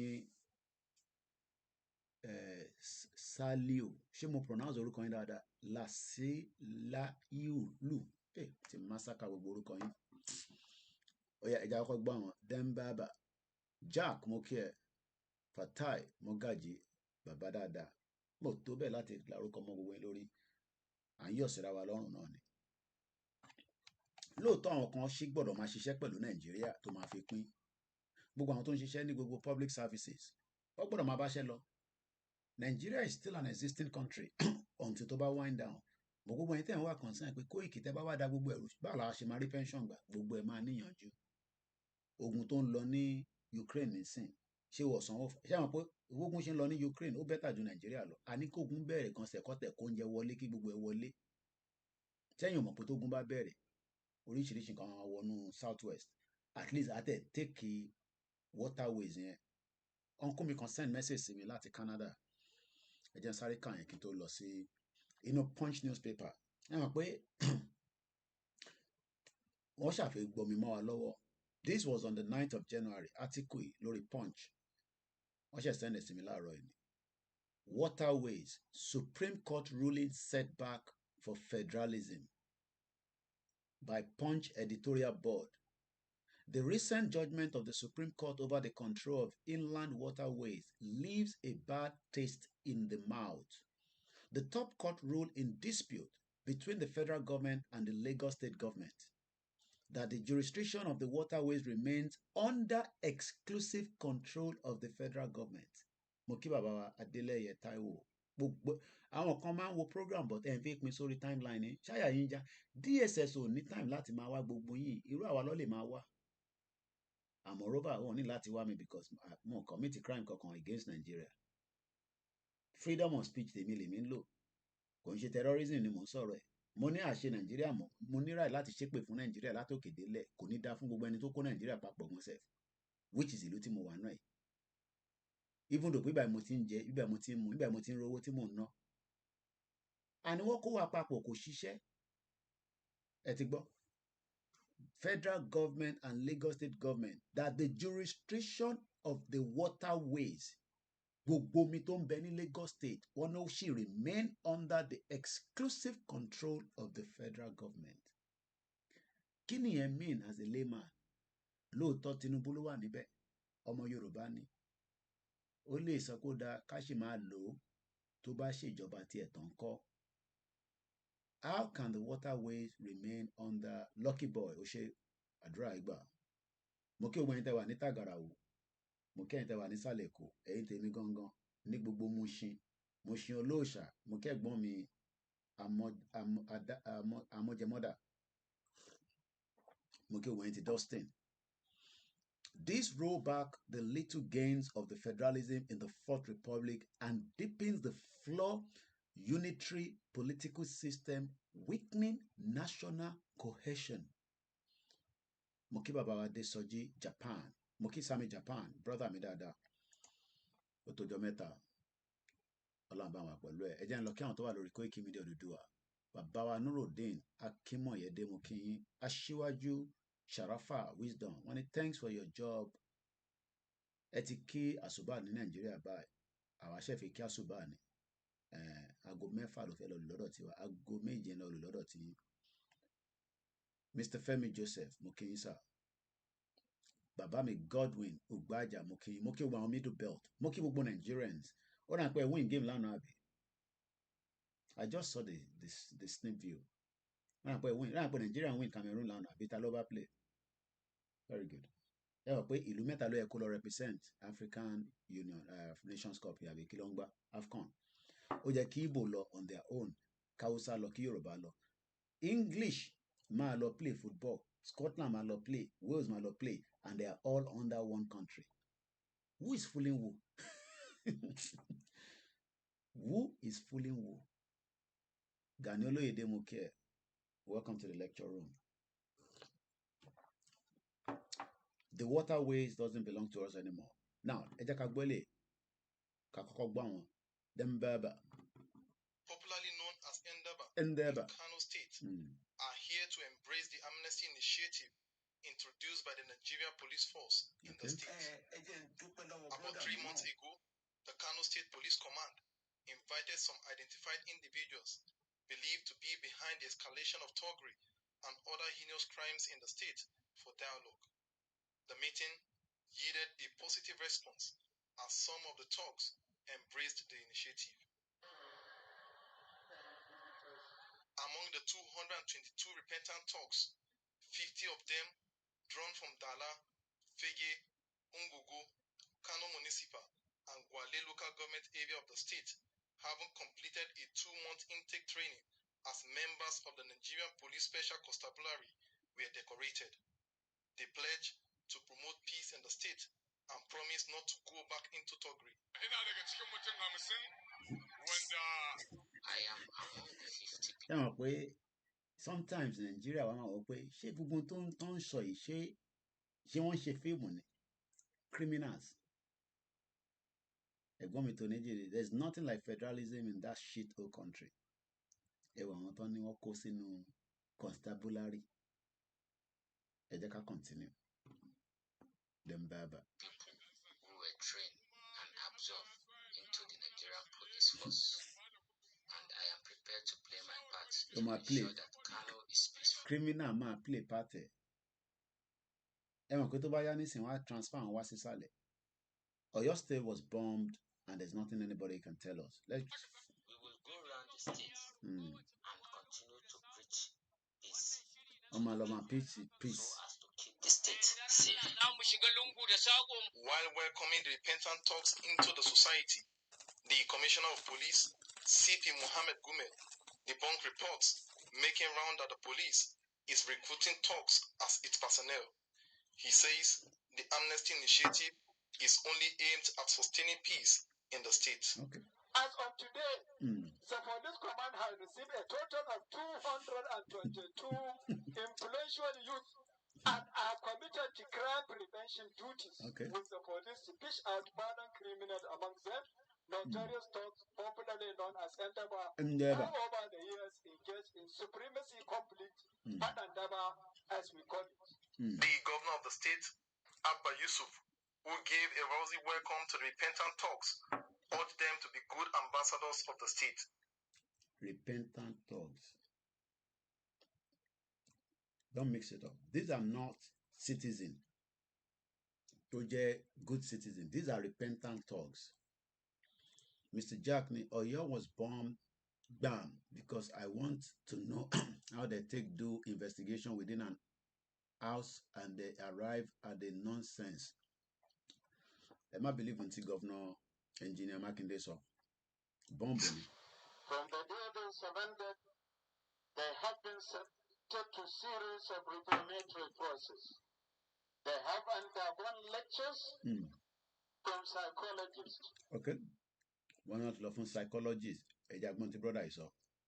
Elements, religious, Islamic element in the Yoruba ethnic group to use them to destabilize that mighty people who have built empires like Oyo and other places long before anything. But they are looking for some weak elements. Like Tinubu is a weak element. People think he's powerful, but he's a weak element in the Yoruba war. These are the weak elements they want to use to be able to push the Islamic agenda. People have been telling you that Islamic agenda is a lie. No, it's true. I can tell you that I was born a Muslim. My people have been Muslim since the 7th century. I'm a Madinga. And we have been Muslim. There is nobody in my ethnic group who is Christian. All my people have been Muslim. And I studied Islam in northern Nigeria. And I'm telling you, the agenda is to push that country toward Islamic agenda or destroy it completely. Two things was mentioned there. The agenda is to push Nigeria into an Islamic country or destroy it. Am I mix or right together? It's two different things. The agenda is to push Nigeria into an Islamic country or destroy it. Kolomba àforíjì Adogun, Kolomba àforíjì Alhaji Fatai, àti gbogbo àwọn èèyàn wa tí wọ́n ti lọ. Ẹ jẹ́ n sáré tún kí àwọn èèyàn wa lórí Facebook nítorí pé àìtí kí wọn láti ìgbà tá ti bẹ̀rẹ̀. A dẹ̀ ti ṣe 1 hour 18 minutes so far. Mo kí bàbá mi Adéwálé Olúwaṣe, wọ́n ní please, is a total breakaway is our best and only solution, nothing else. But àwọn Afẹ́nifẹ́re ní wọ́n fẹ́ restructure Nigeria. Wọ́n ní àwọn fẹ́ autonomy. Pé Tinubu máa àwọn bàbá Fáṣákin àwọn yẹn ní Tinubu máa fún wọn ní autonomy. Bàbá Bísí Àkàndé ní kí Tinubu ó ní káwọn Nigerian senator kó gbé constitution wá sílẹ̀. A máa gbọ́ ìyẹn láìpẹ́ yìí. Ẹ̀gbọ́n mi Tonejis ní here in Belgium they are using federal system. There are 3 languages, the French speaking, the Dutch and the German, and each have their parliament, each region use their language. Ẹlòmíì ò tí understand pé in tí a agree nígbà táwọn bàbá wa Ọbáfẹ́mi Jeremiah Awólọ́wọ̀ àwọn bàbá dáadáa kọba Elédùmarè kò foríjì wọn kò tẹ́ wọn sáfẹ́fẹ́ rí. In tí Nàìjíríà agree pẹ̀lú àwọn òyìnbó ní 1960 independent is a regional government. Even tó bá yẹ pé regional government là ń practice, a sì tún ní right láti sọ pé a ṣe Nàìjíríà mọ́, even if regional government là bá ń practice. Now mò ń kà nípa waterways fún wa lẹ́ẹ̀kan bí a kì í tún padà sẹ́yìn fáǹfààní àwọn tó ṣẹ̀ ń darapọ̀ mọ́ wa. Ṣé mọ̀ pé Supreme Court tó give judgment pé federal government ló sì ní omi tó wà ní gbogbo Nàìjíríà. Ẹni tó bá dẹ̀ lómi òun ni ó ní agbára. Mo kí bàbá wa Déníjì Àjáwọlé, wọ́n ní ẹ káàárọ̀ Mr. Koiki, Ọlọ́run yóò bá mi wà pẹ̀lú rẹ, ẹ ṣé gan ni sà. I need a lot of prayers. Iṣẹ́ ńlá la gbé dání. Because they don't want us to give you the truth. So mo dúpẹ́ lọ́wọ́ gbogbo ẹ̀yin tẹ́ ń fàdúrà ràn wá lọ́wọ́. Ẹ̀yin náà ṣe cup of tea, níta kúkú máa ń mu London náà nìyẹn, cup of tea, coffee, orange juice, water. The recent judgment of the Supreme Court over the control of inland waterways. Olakunleni, imagine those bomb bastards giving the government 72 hours to release their criminal leader. Mo máa ka article yẹn, mi náà tí kódà mo ti translate sí èdè. Ẹni tẹ́ máa ń follow, èèyàn mélòó ló ń follow mi lórí Twitter tá à ń pè ní X. Mo translate kìíní ẹ̀ sí ọ̀nà mẹ́ta, English, Yoruba, French, Igbo àti Hausa. Ọ̀nà 5 ni mo translate sí. A máa kà ó kù díẹ̀. The top court ruled in dispute between the federal government. Ṣé mo ṣe wà live ṣá lórí YouTube, koikimedia. Laptop yìí kò strong rárá. Quality ọ̀tẹ̀ dẹ́mọ̀ like quality ẹ̀. Kò ń gbé kámẹ́rà mi jáde dáadáa. Ó flash out. Better laptop wa máa ready láìpẹ́. Nígbà tá a ti rò wọ́n rà mí. The top court ruled in a dispute between the federal government and Lagos State. Government that the jurisdiction, àwọn òyìnbó ńláńlá yẹn ló fi kó wa lómi ọbẹ̀ jẹ. The jurisdiction, kí ló ń pè ní jurisdiction? Pé jurisdiction, ẹ má ṣe mistake ẹ̀yin ọmọ Yorùbá o. Federal government ló lómi yẹn o. Lóòótọ́ Bọ́lá Tinubu ló wà níbẹ̀ presently. So ó lè máa fún wa ní these feelings pé ìwé Jagaban ló wà níbẹ̀. Tí Jagaban bá lọ tán, a tún padà sí north. Ẹni tó bá dé, a tún take over. Ẹ̀gbọ́n mi triple dollars ní we can that are pushing towards the two simultaneously. If one fail, the other will work. We can that. Ráńpẹ́ bá mi rephrase ẹ̀ dáadáa. Mo get àárín yẹn.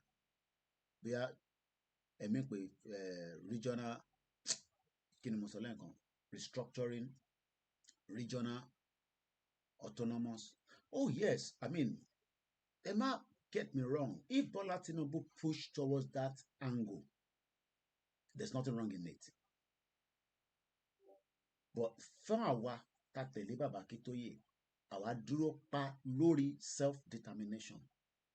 Yes, President Bola Ahmed Tinubu can decide to pull Nigeria towards the regional government, restructure Nigeria, the dissolution of the constitution that would then facilitate the full independent our Yoruba ń fẹ́.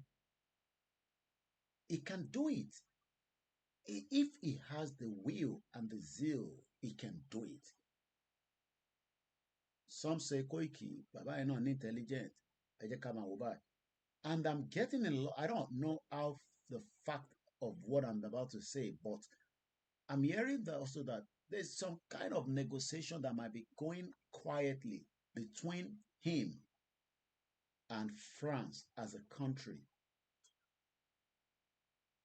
for pushing towards the agenda to what let me.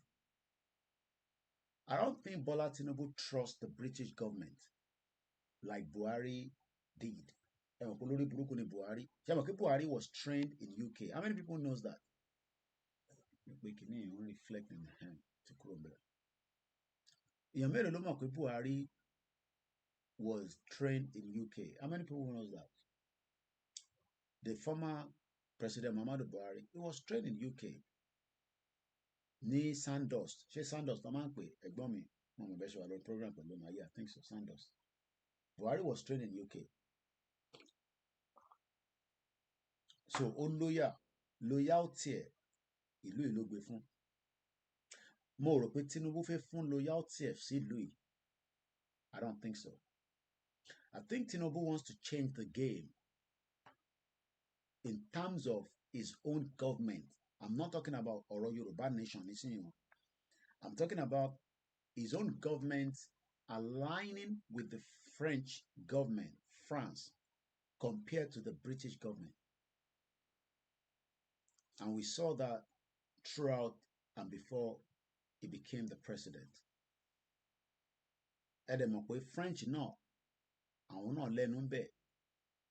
Ẹ béèrè pé Koiki ọ̀nà wo ló fi lẹ́nu níbẹ̀. If I'm right, and I hope anybody can correct me if I'm not, I believe France is also a member of the Security Council. That means pé wọ́n ní veto power. Wọ́n lè veto Britain lọ́jọ́ iwájú tí Tinubu bá gbé àwọn ìgbésẹ̀ kan tí Britain bá sọ pé àwọn ò fẹ́. I believe also America can lean towards Nigeria in favor of the breakaway of Nigeria. Okay, gbọ́n mi tí PRODRC kan bá ń confirm ẹ̀. Báwo ni Woolwich ládùúgbò yín láàárọ̀ yìí? Gbogbo ẹṣin dúdú rẹpẹtẹ lọ́dọ̀ tí wàá ní o. Àwọn ọmọ yìí nílẹ̀ ti sùn báyìí. So again, kò wá mí pé torí gbogbo yẹn káwa wá sọ pé àti jókòó tẹ́tẹ́rẹ́tẹ́ Tinubu ti wà níbẹ̀ ẹ lọ gbé Yorùbá nation sẹ́gbẹ̀ẹ́, which is what some people are telling us to do. Yes, most of them were trained here in UK. Yeah, definitely. We that are there pushing towards the two simultaneously, if one fail, the other will work. Oh yes. Àwọn kan dúró lórí pé Tinubu will give that full autonomous back to each region. How he's going to do that, we'll have to wait and see it physically. Because in tó gbọ́dọ̀ appear ní kò ń ṣe ta kọ́ máa sọ. And again, ẹ jẹ́ ká máa rántí pé never trust the West. Tí bá sọ pé West, mo kó gbogbo wọn papọ̀. They are always there to destabilize any government around the world, mostly African countries. Iṣẹ́ tí West mọ̀ nípa dáadáa ni. Kódà wọ́n lè erupt riot sínú country yìí. CIA mọ̀ nípa yẹn dáadáa. Iṣẹ́ tó ń ṣe nìyẹn. CIA. Wọ́n máa fund ẹ̀. Wọ́n á pump owó síbẹ̀. Wọ́n á dẹ̀ dá riot sílẹ̀. Wọ́n dẹ̀ lè dá sílẹ̀ nínú Nàìjíríà. Wọ́n lè dá sílẹ̀ anywhere. CIA mọ̀ nípa yẹn dáadáa. Gbogbo aṣáájú rántí General Dambazo core value. America ló ń train àwọn tó ń gbàjọba ní Africa. A ti play video yẹn rí náà. A ti show evidence yẹn rí. Sometime last year. We are 1 hour 20 minutes into the program. So the West can never be trusted. Kò wá mí pé we can still not align with them. Èyí tó bá lè align pẹ̀lú wa. Nígbà ogun Biafra, France ò bá Britain ṣe, wọ́n dá dúró, wọ́n support Biafra. Ẹ lọ ka history yẹn. Because àwọn náà ń wo benefit pé tó bá lọ dá dúró, àwọn arépo gbà lọ́dọ̀ tiwọn. So let's wait and see how Tinubu wants to play his own game. But game táwa gbé dání, àníyàn táwa gbé dání, òun ni pé àwa fẹ́ self-determination. And please, ẹ̀yin tẹ́ máa ń ṣì ní ọkàn pẹ̀lú ìyá olórí burúkú tó ń pè lóní tìrì tó rí ṣoríire. I was in another meeting yesterday and her name was mentioned. Though ìyàwó akọ̀ntàtẹ́rẹ́ ọ̀sáré panu ẹ̀ money, no, let people ask questions around this bloody fake woman tó pè rẹ̀ ní ìyàwó Abiola. I care less. I don't have any issue. Kò bá jẹ́ ìyàwó Abiola. Abiola was a womanizer. Kò síbi tí kò lè gbé pọ́nrán ẹ̀ sí. Kọ́lọ́n foríjì. He has his own flaws and he has his own good. He was a president that we never had. So àtẹ̀mọ̀ bí ó máa ṣe tán ló máa ṣe gan tó bá débẹ̀ àbí kò ní ṣe, but he had the zeal and the will to do it. He was also influenced and given the opportunity by the same Fulanis. Just like bá ṣe ń rí àwọn olówó Yorùbá kọ̀ọ̀kan tá a máa pè ní billionaire, àwọn Fulani ló sọ wọ́n dolówó, especially during the military time. Nígbà military, àwọn kan tó lówó láàrin ọmọ Yorùbá lénìí, ara ìgbà tí military government wà lọ ti dolówó, because àwọn ló ń ṣiṣẹ́ on behalf of àwọn olówó.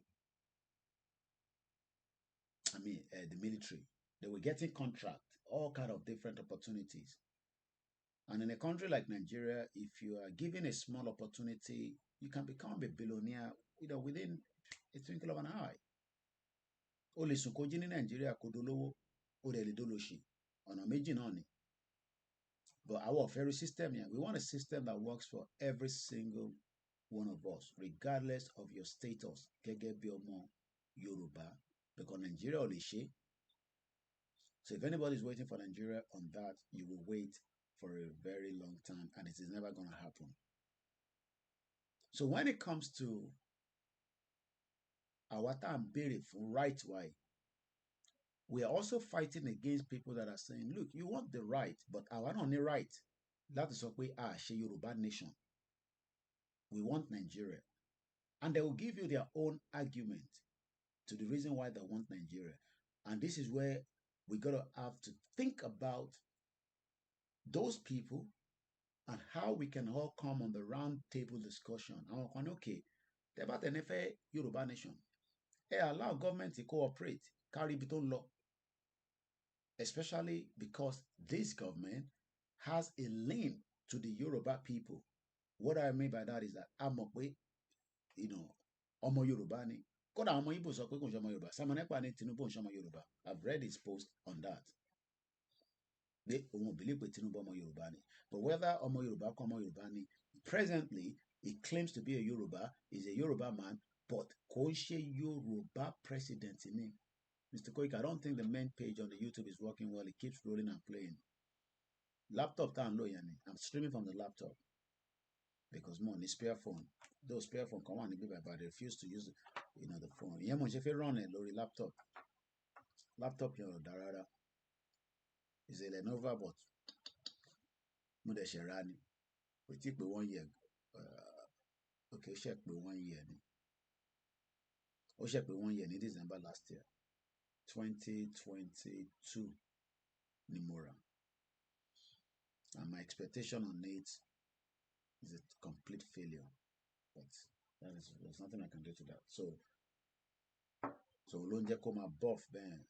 And I'm only running 2 systems with it, which is the Facebook and likewise the YouTube.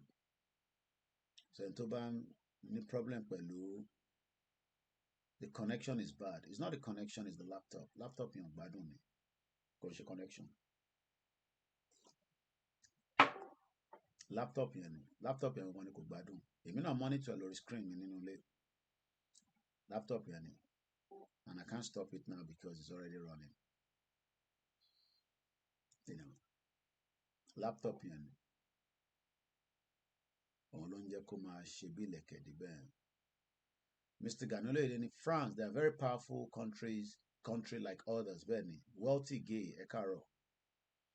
So, Edekajo manager. But if you're not comfortable with one platform, you can go on the other platform and watch it there. Ebenezer, God will continue to secure you, Koiki. Yoruba nation is a must. So, at the start already, it will be Babawa, Mitiri Yamidada. Ìfàgbémilékè ẹ káàbọ̀ sórí ètò ọba Elédùmarè àbándúrótì.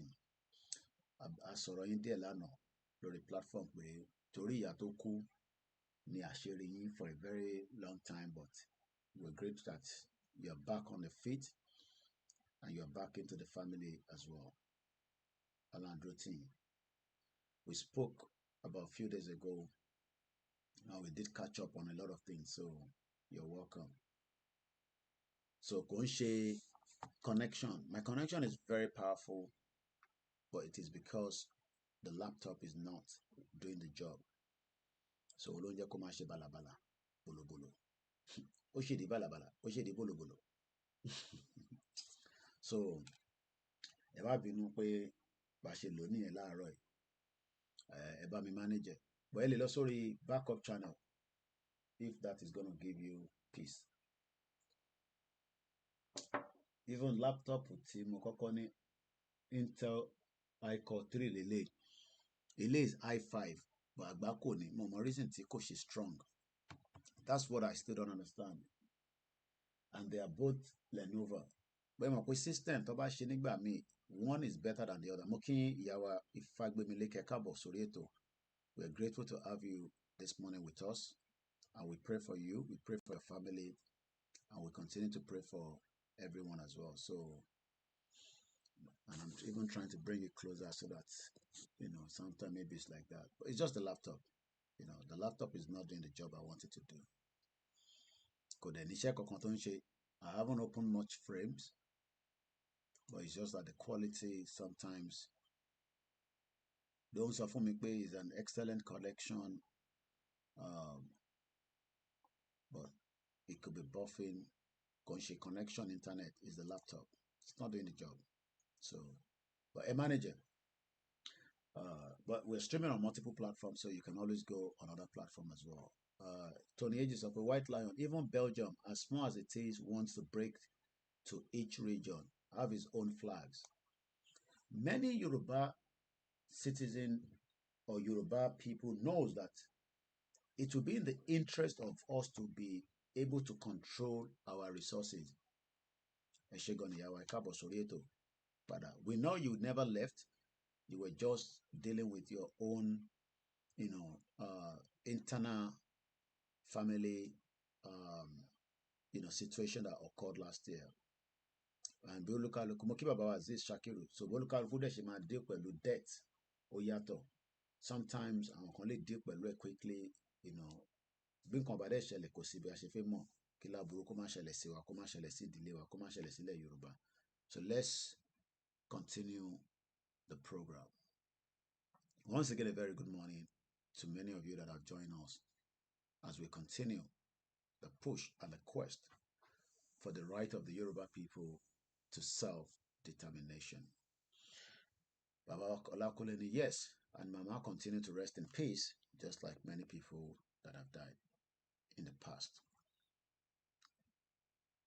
Nibolade, there's still a lot to catch up and there's a lot to discuss.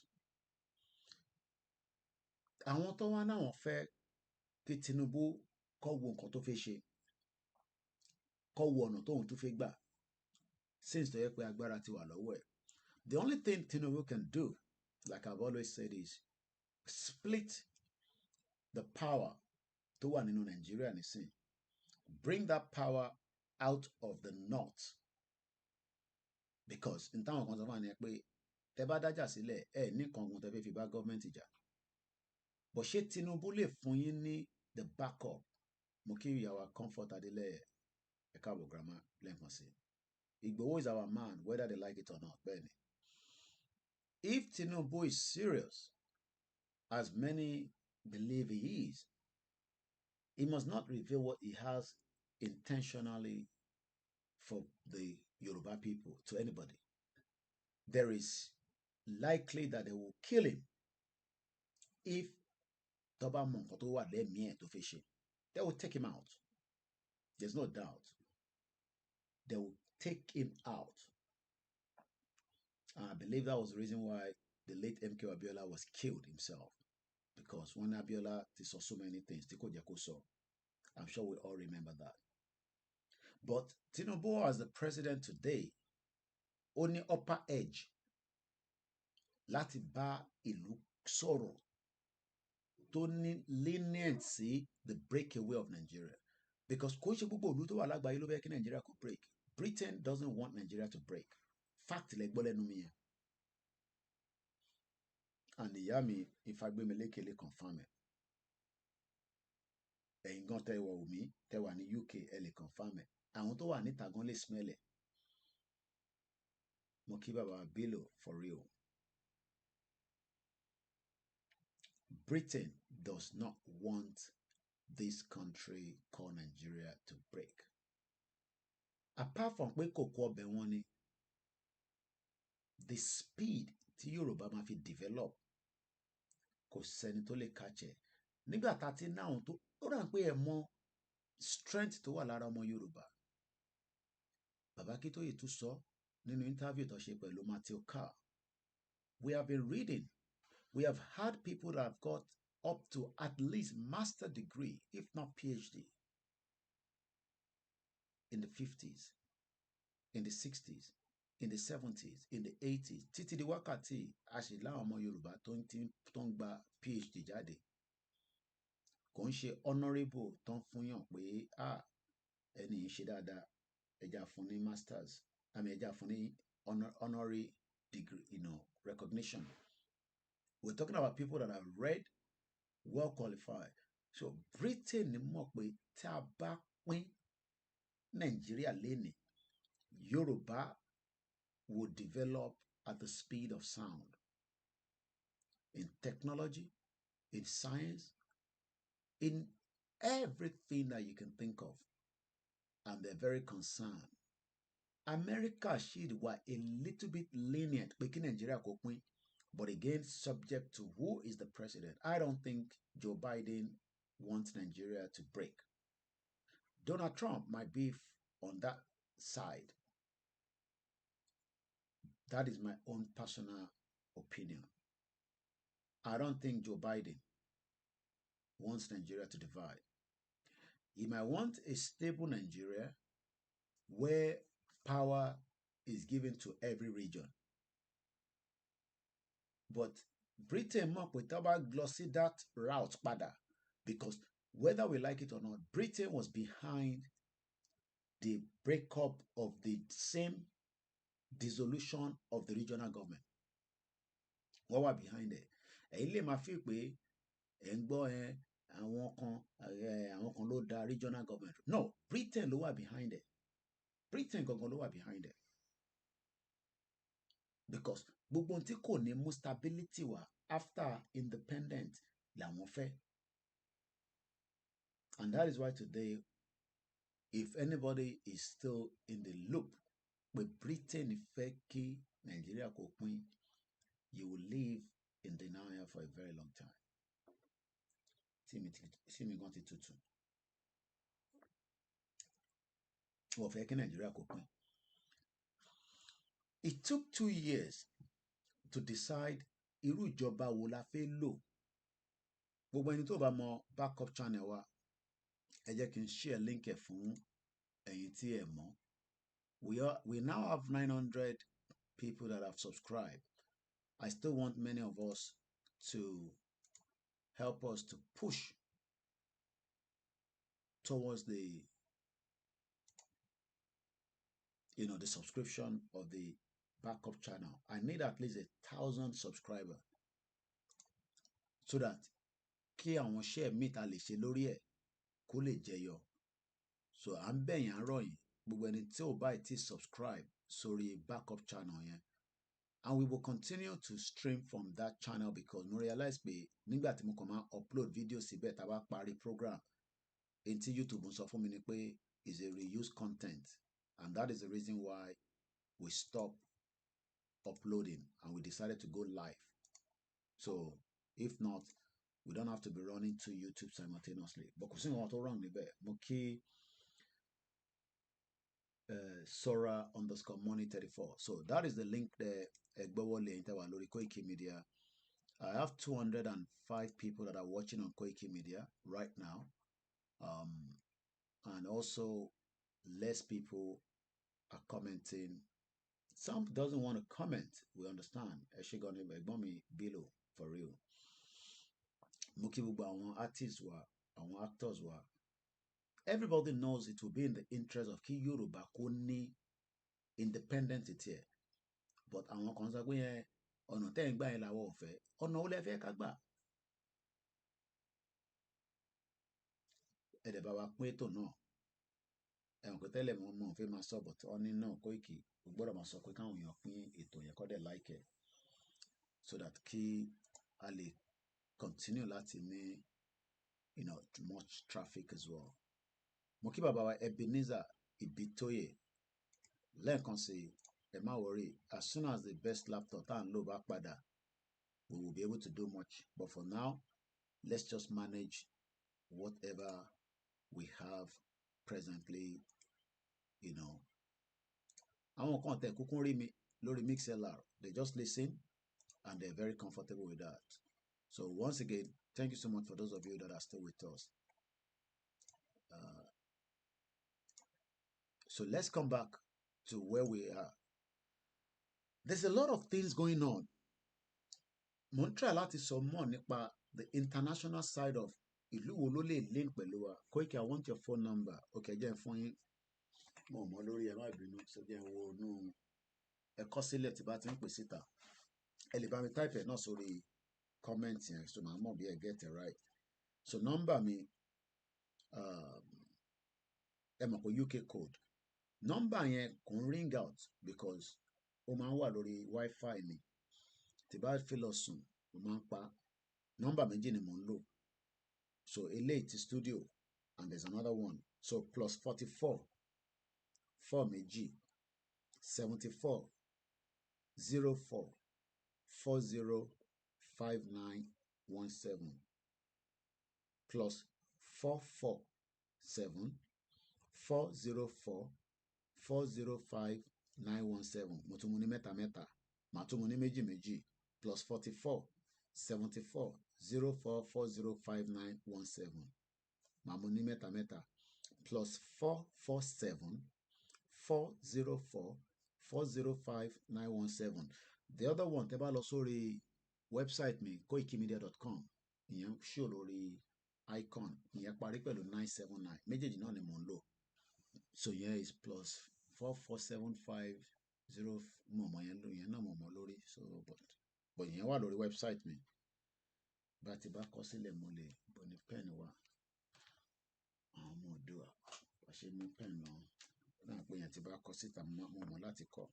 Ìyẹn is +4475 94 050 979. So any of the two numbers, but tẹ́ bá pè tẹ́ bá tètè get me, ẹ má bínú. I have about 1,000 unread messages. But tó bá jẹ́ message tí ń bá wá, ó lè wà lókè. But tí message bá ṣe ń wá, ọmọ máa drop wá sísàlẹ̀. Mo ṣe ń kí bàbá wa Olóyè Ọmọ Adéyẹmọ Ìgbòho Òòṣà, Ìmọ́lẹ̀ Yorùbá, mo kí gbogbo ẹ̀yin world media àti independent media. International community is a very divided. Oh yeah, ẹ tó bá sí lórí WhatsApp wàhálà nìyẹn. Lẹ́ẹ̀kan sí nọ́mbà méjèèjì +447 404 405 917. Ẹ̀yin tẹ́ fẹ́ fún wa lówó ẹ lè pè náà síbẹ̀ +447 594 050 979. So nọ́mbà méjèèjì yẹn lè lè fi get me ní anytime. Both numbers are definitely on WhatsApp. Saheed ní kò sí volume, kí ló dé tó sí volume? Ó ṣọ́ pé kò ń ṣe China phone ló ń lò. Volume wà náà. Ṣé kí n gbé súnmọ́ mi kó rí?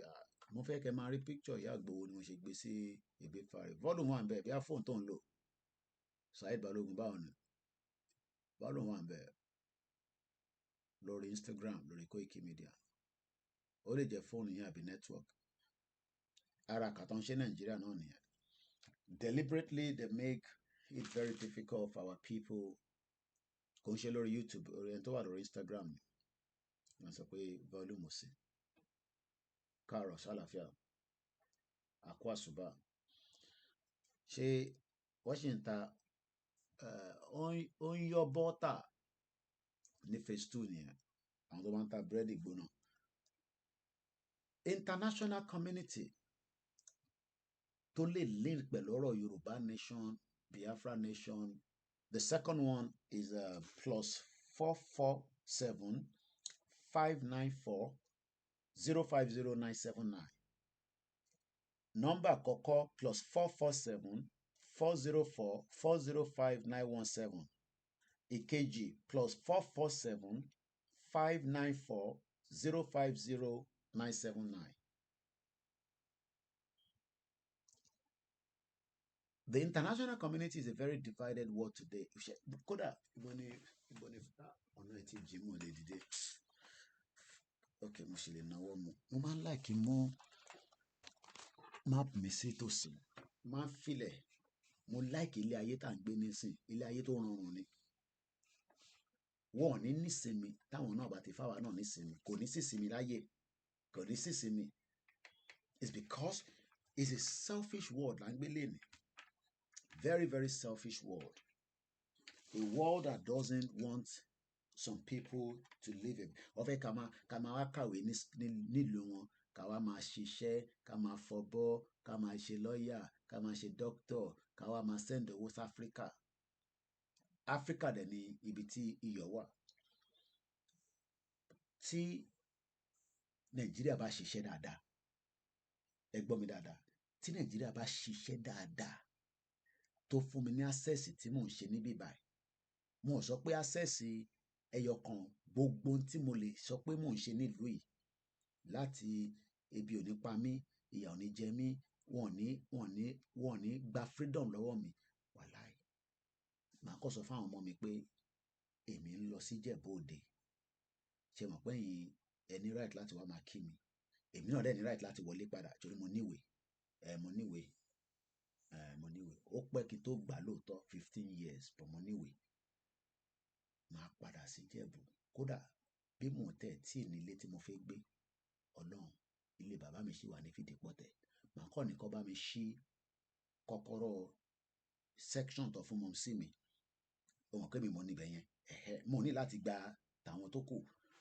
but mo fẹ́ wọnú toilet kí n yàgbẹ́ kí n flush kó mi jáde mo fẹ́ wọnú kitchen kí n ṣí omi kó mi yọ mo fẹ́ tanná kí n ríná lò bọ̀ kí n máa sanwó ná ṣùgbọ́n sanwó ná níbí báyìí tíyàwó mi bá jí láàárọ̀ nísìn mo gbọ́dọ̀ fún lówó pé ṣe top up automated la máa ń ṣe ẹ̀dọ̀ pa àwọn obìnrin ló mọ̀ pa gbogbo kìíní yẹn tèmi ni pé wo omi ní àkímomi tap èmi àti ìyá mi fá gbé mi lékè á sọ̀rọ̀ wọ́n ní filter mo ní inú ilé tiwa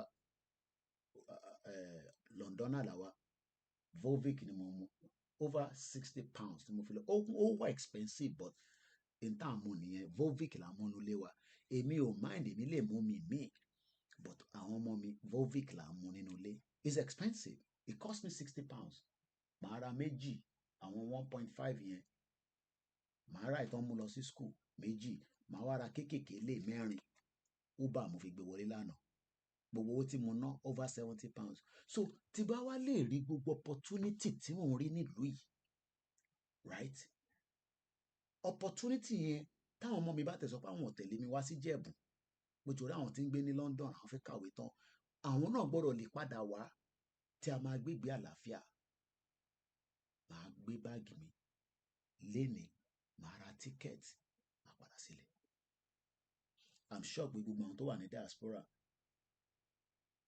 ẹ rí nọ́mbà yẹn lórí WhatsApp kẹ bí ẹ fi kóòdù sí èwo ṣé méjèèjì lẹ rí àbẹ̀yẹ kan so gbogbo nọ́mbà méjèèjì tí mo pè rí lórí WhatsApp kò possible kò possible nọ́mbà méjèèjì tí mo pè yẹn WhatsApp èyí kódà bẹ́ẹ̀ bá pè mí sórí ẹ̀ ní sọ ń ṣiṣẹ́. Yeah, ó wà on báyìí gan sef tẹ́ bá pè sórí ẹ̀ gan ẹ kọ flash mi ìyẹn ti first one studio number lélẹ̀ so bí ẹ̀yin lẹ get it dáadáa ẹ ti mix it up bí ẹ̀gbọ́n kan tí mò ń sọ lẹ́ǹkan ẹ̀yẹ type ẹ̀ sórí comment kí n mọ̀ bí ẹ get it right méjèèjì wà lórí WhatsApp ẹ̀yin lẹ get it right ẹ fi kóòdù sí ẹ gbọ́dọ̀ fi plus sí o kò ń ṣe pé ẹ kàn máa fi 44 o ṣé Nàìjíríà lẹ wà bí abroad ó yẹ kẹ́ ti mọ̀ pé Nàìjíríà gan bó bá fi 2 3 4 tó fi plus sí kò ní lọ ẹ gbọ́dọ̀ fi plus sí náà so tí bá sọ pé 44 ẹ̀yin kẹ́yìn náà mọ̀ pé ẹ máa fi plus sí ẹ fi plus sí ẹ fi plus sí lẹ́yìn bá ti fi plus sí nọ́mbà ẹ̀ máa jáde ó wà lórí WhatsApp I'm sure pé gbogbo apáta ta wà lábroad kò wá ń ṣe gbogbo wa náà la máa lọ lẹ́sẹ̀kẹsẹ̀ but èmi màá sọ fún ìyàwó mi pé kó jọ kó jẹ́ kémi padà sílé ó lè máa wò pé ẹmọ̀ ọkùnrin àbí bàbá ẹ̀ ti lọ́mọ kan nílé tó fi lọ ẹmọ̀ ọbìnrin wà very sensitive but èmi ò máa padà sílé US lẹ́wárẹ̀ rí nọ́mbà mi rọ́lẹ́ pa ẹ jẹ́ kí n kọ̀tàn ilé sílẹ̀ màá yọ kúrò nínú airplane mode ẹ pè direct sórí ti first one yẹn but ẹ má pè the second one because our live lórí ẹ̀ lórí Instagram ìyẹn second number ẹ bá pè ó máa interrupt ẹ so number yẹn again ìmọ́lẹ̀ Yorùbá mórí ẹ àkàndá ọmọ brother mi dáadáa mo sì jẹ́ lówó má bínú àkáǹtì ẹ̀dẹ̀ wà lọ́wọ́ mi máa send owó but owó pọ̀ lọ́wọ́ mi but mo mọ̀ pé mo sì jẹ́ lówó +44 4 méjì 74 04 405917 mo ti yọ ilé kúrò lórí airplane mode ẹ flash ẹ flashy ẹ̀yin náà flash ẹ̀yin ará Amẹ́ríkà ẹ flash ẹ mọ̀ pé ẹni credit ará Nàìjíríà nìyẹn a máa flash ẹni the second one ẹ má pè yẹn nísìnyí kò mú alive lórí Instagram +44 75 94 05 0979 mo dàn pé bí fún mi lówó lẹ ṣe ń push pẹ̀ fi gba nọ́mbà mi owó a máa gbowó òjọ́sìn lẹ́ni so coming back to the reality can't find you on WhatsApp brother okay I don't know we are military lẹ́nbà ṣiṣẹ́ nọ́mbà yín ẹ̀yẹn send nọ́mbà tí yín ẹ send message sí mi lórí inbox màá lọ mú jáde ní bíbá mo ní pé nọ́mbà yín sì tẹ̀ máa wọrí ẹ̀yẹn send WhatsApp message sí mi Instagram message sórí Koiki tí wò mí ẹ̀yẹn send gẹ́ẹ̀ máa pa ṣé àwọn pé gẹ́ẹ̀ yìí mo ti ṣe interview fún rí nígbà tí kò tí popular gẹ́ẹ̀ yìí sister mi ni no mo fẹ́ jẹ́ I'm sure some of you have probably ó ní àìsàn kan tó ṣe lọ́wọ́ ó gé ọwọ́ yẹn eventually she's doing very well on the social media now very popular ó ti di influencer but nígbà tí ẹ̀yin ò tí mọ iṣẹ́ tèmi ṣe èmi lọ Nàìjíríà mo ní kó wá bá mi nílé ní Nàìjíríà àgbé sórí social media káwọn èèyàn ràn lọ́wọ́ òun lélẹ̀ ìyá bèjì she's doing very well now you know wọ́n gbé lọ sí Indian and all that but I hope pé lọ́jọ́ iwájú ó yẹ kó ti máa lo kíní sọ́wọ́ yẹn so you know artificial hand ó yẹ kó ti máa wọ̀ sọ́wọ́ but Ọlọ́run tó bọ̀ wà pẹ̀lú ẹ̀ so ẹ send message sínú okay ẹ bá má fi nọ́mbà yín síbẹ̀ yẹn àwọn èèyàn máa disturb yín nọ́mbà yín lẹ jù sórí social media bẹ́ẹ̀ ẹ jẹ́ mú jáde ẹ bá má fi síbẹ̀ ẹ bá kọ́ send ẹ̀ sí mi straight sínú ẹ lè delete ẹ kọ́ send ẹ̀ sínú WhatsApp ẹni ẹ jẹ́ mú ní mọ̀ bọ̀ mọ̀ ní pèsè ta plus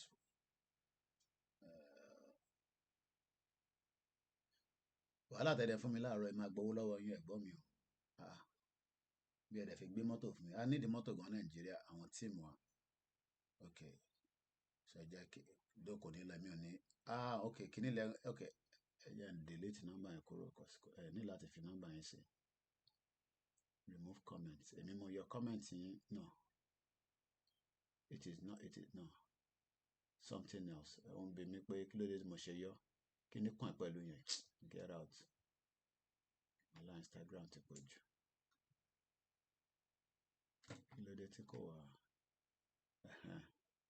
nobody know me lórí social media ẹ kọ́ rẹ̀ pé èèyàn kan máa pè yín ni táwọn ní àwọn rí yín lórí koikimedia ẹ fáwọn náà lówó àpò oríṣiríṣi èèyàn ló wà lórí social media so below for real àbí below for real èmi á search yín nísìn I need ọ̀kadà ẹ̀jẹ̀ èèyàn wa ọ̀kadà 5 ni mo need ní Nàìjíríà fáwọn boys tó ń bá mi ṣiṣẹ́. But she doesn't join the movement. Ta ló ń sọ̀rọ̀ ẹ̀ ìmọ́lẹ̀ mo get message ẹ̀ kìlómítì doesn't join the movement below. So bá ṣe ń sọ lọ many of our international communities àwọn ìlú àgbáyé the world is a very divided place today. Àwọn kan they don't want the way Nigeria is right now. They want it to go its separate ways. Àwọn kan wà concerned pé tí Nàìjíríà bá pín tí kò bá pín nípìn tó yẹ kó lọ we could end up seeing àìbẹ́yìn lélẹ̀ máa flash yín nísìn ẹ̀yin ṣe wọ́n sọ pé ẹ̀rí mi èmi mò ń pè yín yẹn ń kọ́lé lọ́wọ́ kò tí ì dọ́dọ̀ yín bọ̀ ń kọ́lé calling but tẹ́ bá rí message mi reply lé lórí, mo ti send message sí yín báyìí. So, a reply. So let us not think that àwọn ìlú kan ní support the breakup of Nigeria. They will. Because the way Nigeria is right now is becoming a mess. Who would disturb me? If you know, they might disturb me. You must send a message. If the message gets to you, you can reply. I've just sent a message. Because the picture on lórí status in lórí profiling rather.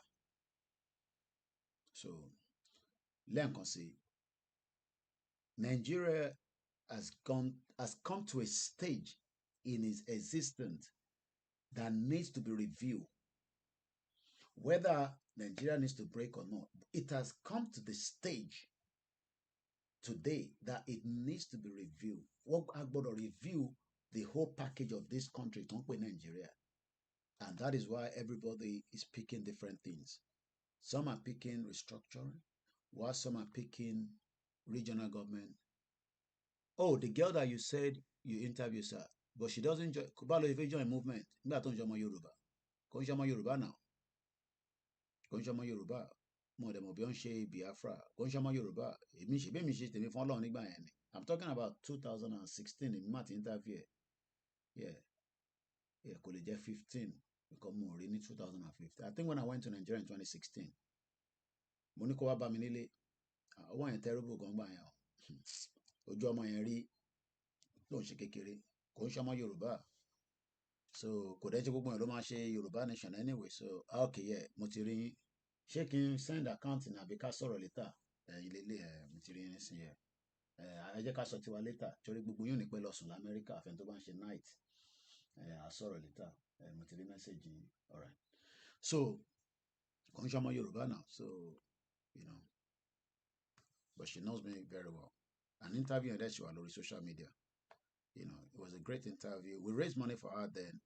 In Tofeke mi wa ma ṣe nígbà ní Nigeria ni. Ẹni tó sick, ẹni tó rí ń dùn, ẹni tẹ́ dọ̀ ń dùn, ẹni tó rí ẹ̀fẹ̀ fọ́. Gbogbo yẹn ìgbà tá a mọ̀ nìyẹn. Nísìn tá ti mọ̀, you know, I don't have the time to be coming out for such. Kò ń ṣe pé àwọn tó ń ṣe, they are not doing something that is great. Jimoh Rasak Muki, Saheed Balogun, okay. Both sides. Sawa sorry Facebook and to Sapada sorry Instagram is the same person.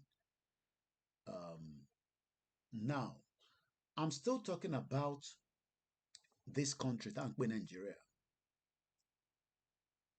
Nigeria, as everybody knows, Kasoro later, my buying sorry later, it has come to the stage in its existence that it needs to be reviewed. So, what are the review that must be in Nigeria? Àwọn kan máa ní in tí a gbà ní 1960 kọ́ là ń lò àwa kan ní náà àtẹ̀ṣe mọ́ rárá ẹja bọ́lẹ̀ ń bẹ̀ àwọn Biafra náà ní èyí táwọn ṣe ó ti tó àwọn ọmọ Ìgbò kọ̀ọ̀kan náà ní kí ni mẹ́sẹ̀gì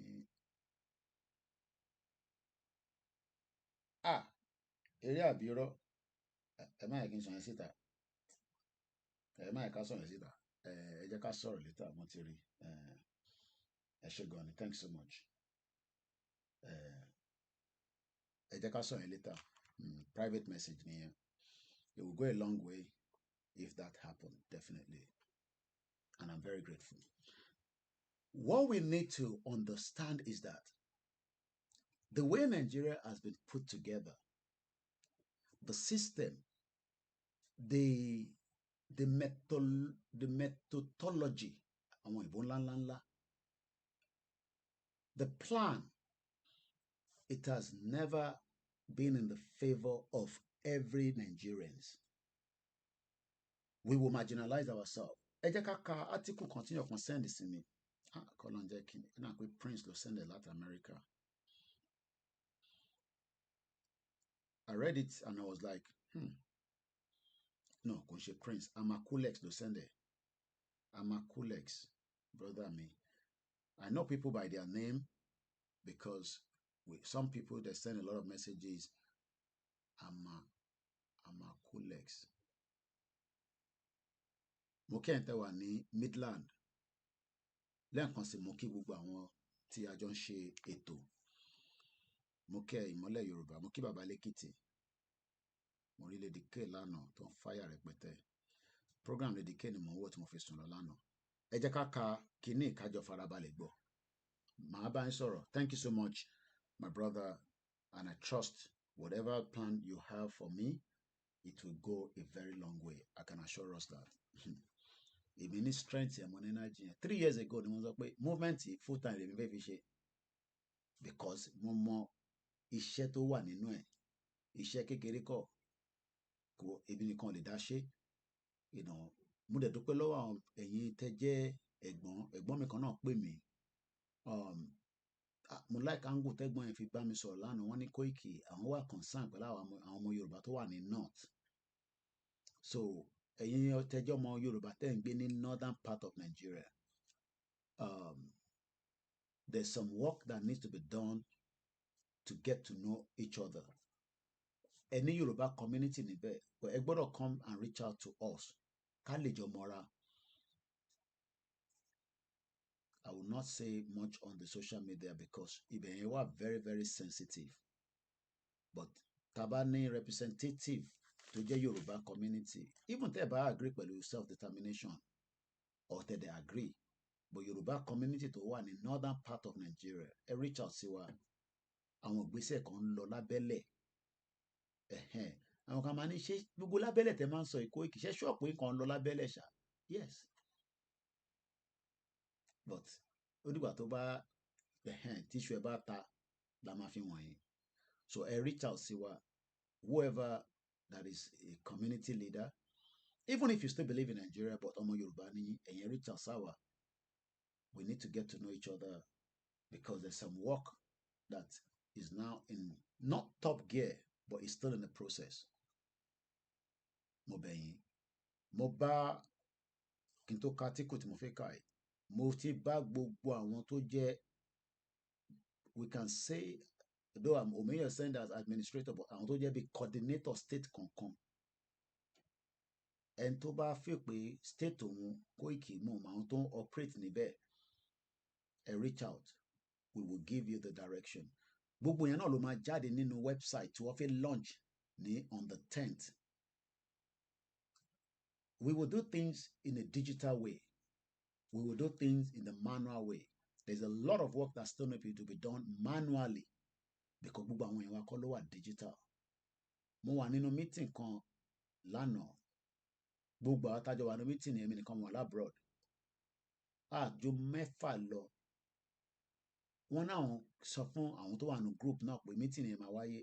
Mo ní ó difficult because ṣe rí Yorùbá nation tá ń gbé dání. It has made a lot of àwọn èèyàn tó wà nílé. We've literally lifted each other up a little bit, especially the diaspora and the home, because we have to use technology to communicate. But we still have millions of Yoruba people that are not online. Millions. How do we make sure that ọ̀rọ̀ tí Yèyé Dára ń sọ ní Germany ó dọ́dọ̀ wọn? Ọ̀rọ̀ tí Bàbá Èkìtì ń sọ lọ́dọ̀ wọn ó tẹ̀ dọ́dọ̀ àwọn tó wà lẹ́kìtì tó dẹ̀ máa yé wọn in our own language, not in English. Ojoojúmọ́ mo máa ń sọ yàtọ̀ sí weekend ni wọ́n kì í print metro. Metro tíjọ́ wò lélẹ̀. This was the metro of the 23rd. Ìjọ́ Tuesday. It get print Monday to Friday. Ta ló ń fọ́ndẹ̀? Ṣáwa náà lè ní pépà tiwa tó lè máa sọ̀rọ̀ nípa Yorùbá nation as an article tó ń ṣe English ó gbọ́dọ̀ jẹ́ èdè Yorùbá. It is possible. Who is going to fund it? Are we thinking like that? So this is why we are saying that àwa lè spend àti lo 2 hours níbí báyìí. Ṣèbí torí pé gbogbo wa ní internet. Àwọn kankan wà nílé wọ́n ti gba kámú. So irú meeting tá a ṣe lánàá yẹn nísìn. Many people did not attend that meeting because their phone tó kọ́ rọra manage tó ń lò kò lè lift link yẹn tó bá gbọ́wọ́lé link yẹn á kọ́ máa roll. So we have to do everything within the next 3 years nísìn or within the next years to make sure that more of our messages get into communities across Yoruba land.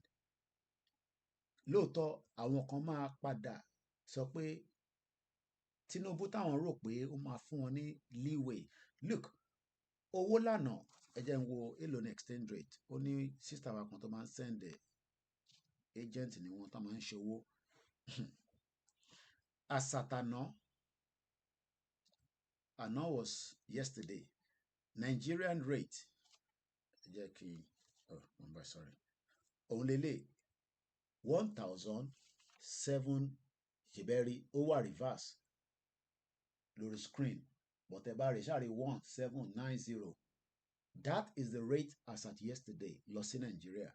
That means pé £1 tí mo bá ní nílùú yìí ó fún mi ní 1,790. That means pé tí bá send £10, no, £10 wọ́n ti pọ̀ jù because àwọn apps tá à ń lò yẹn irú àwọn sister wa tó ń ní Lemfi àti tap ìyá wa Yorùbáwùyí, gbogbo èlèmí náà download. Now minimum of £5 ló lè send.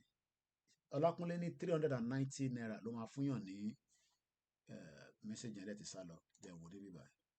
Ó ní 390 safer is now 1,000 naira.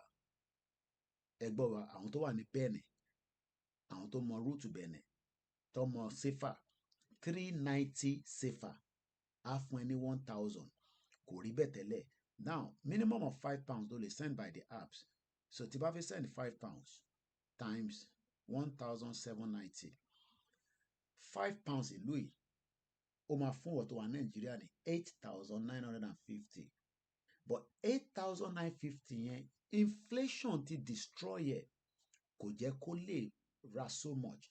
Ṣé mọ̀ pé nǹkan méjì mo gbé síwájú látẹ̀ǹkan méjèèjì mo tí mo tán tí mi lélẹ̀ ó sì wà halfway. Ìwọ̀nba díẹ̀ tí mo jẹ́nu eléyìí nísìn mo gbọ́dọ̀ tún ṣe é lè. That means pé mo ti fẹ́ go beyond my stomach. Mo ti wà full up already and I'm not joking now. Kò mí pé mi ò ní jẹ breakfast dáadáa later. Eléyìí is just temporarily. Now mo fẹ́ kí gbogbo follow article tí mo fẹ́ kà yìí or write up. It could be write up, it could be article. Brother mi kan ló send sí mi lánàá. What is killing Nigeria? Kí ló ń pa Nigeria? Say no to quota system. 63 years after independence. Wọ́n bí èèyàn méjì sí Kano. Ìkan ọmọ Kano ni, ìkan ọmọ Yorùbá, but Kano ló bí sí. Ẹ jẹ́ ká jọ gbọ́ lọ. 2 kids were born August 31st, 1980 in Kano. Jubril is from Kano as a state of origin, while Adewale is of parent from Osun State, but lives in Kano. Just like bá ṣe sọ lẹ́ǹkan pé ọ̀pọ̀lọpọ̀ ọmọ Yorùbá wà ní Kano. Mo kí gbogbo ilé kan sí. The both attended the same primary school up to primary 6. Then the twist began. Mr. Quadri, mo kí yín sir, any good morning.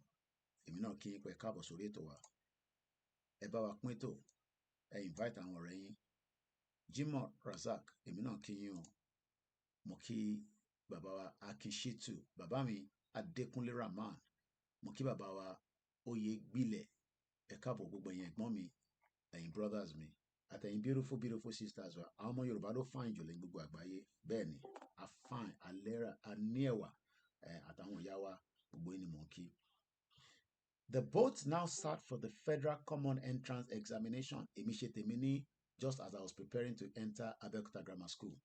Adams OLAMILEKAN mo kí ẹ. Adewale scored 188 over 200. Ṣẹ̀rí ẹ̀rí máàkì yẹn.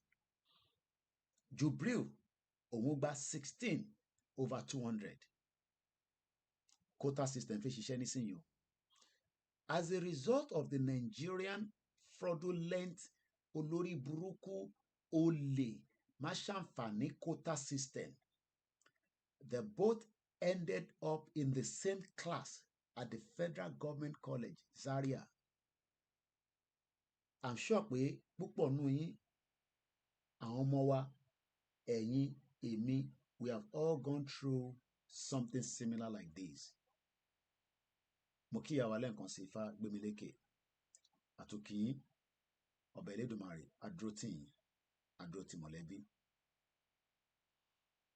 Adéwálé continued to come first to third. That means pé nínú class tí Adéwálé wà of 35 people to links mo kí yín ẹ káàbọ̀ sórí ètò. Adéwálé máa ń gba either kó gba first, second or third. Jubril òun máa gba 30 or kó mú 31, 32, 33, 34 or 35 in the class of 35. 6 years later, ọdún mẹ́fà lẹ́yìn ìgbà tí wọ́n jọ wọ secondary school, wọ́n ṣe WAEC, West African Examination Council. Kódà wọ́n tún ṣe JAMB. Má lọ fọwọ́ gbá tí kó má lọ dà sínú laptop àṣẹ ara manage. Nígbà tó jọ ṣe exam méjèèjì yìí, Adéwálé as a brilliant boy, ọmọ Yorùbá, ó mú 6 A's, 2 C's nínú WAEC. Ó dẹ̀ gba 286/400 nínú JAMB. Jubril òun gba 5 C's, òun náà gbìyànjú, ó gba 2 P's, òun dẹ̀ gba 106/400 nínú JAMB. Ọ̀rọ̀ tí mò ń sọ yìí ṣó ń relate mọ́ family tiwọn náà, ṣó ń relate mọ́yàn kan tí ó kàwé nínú mọ̀lẹ́bí yín, torí pé gbogbo akọ́lá láǹfààní àti kàwé. Àwọn kan ò lè afford ẹ̀, wọn ò ní owó yẹn, a lè blame wọn, parents wọn ò ní owó yẹn, so wọ́n withdraw wọn out. Ṣé uncle ẹ ti sọ orúkọ báyìí fún ẹ rí pé mo gba score báyìí, ọmọ northerner òun gba small score, bẹ́ẹ̀ ló ṣe rí o, quota system tí ló wà nínú Nàìjíríà nìyẹn. Ẹ jẹ́ ká tẹ̀síwájú sí i. Mo kàn ń ṣe analysis lé kìíní kan má dàbí pé mo kàn ń ka gbùrùgbùrùgbùrù. Again, by the work and the weird stroke, the same èèyàn méjèèjì end up at the law faculty ní Ahmadu Bello University ní Zaria. King of playback, ẹ rántí pọ́jọ lọ sí primary school, nígbà tó fẹ́ wọ secondary, èèyàn kan gba 188/200, èèyàn kan gba 16 èèyàn kan gbà ó, èèyàn kan gba 188, but wọ́n jọ wọ Federal Government College ní Zaria. Èèyàn kan gba number 1 position, èèyàn kan gba number 30 position nínú the same class. Wọ́n end up 6 years tó ṣe tán ní secondary school. Ó tún jọ ṣe exam, ìkan gba 6 A's, 2 C's, ó mú 286/400 ní JAMB. Ìkejì gba 5 C, 2 P's, ó mú 106. Quota system sọ pé ẹni tó wà ní north ẹ gbọ́dọ̀ fún láyè.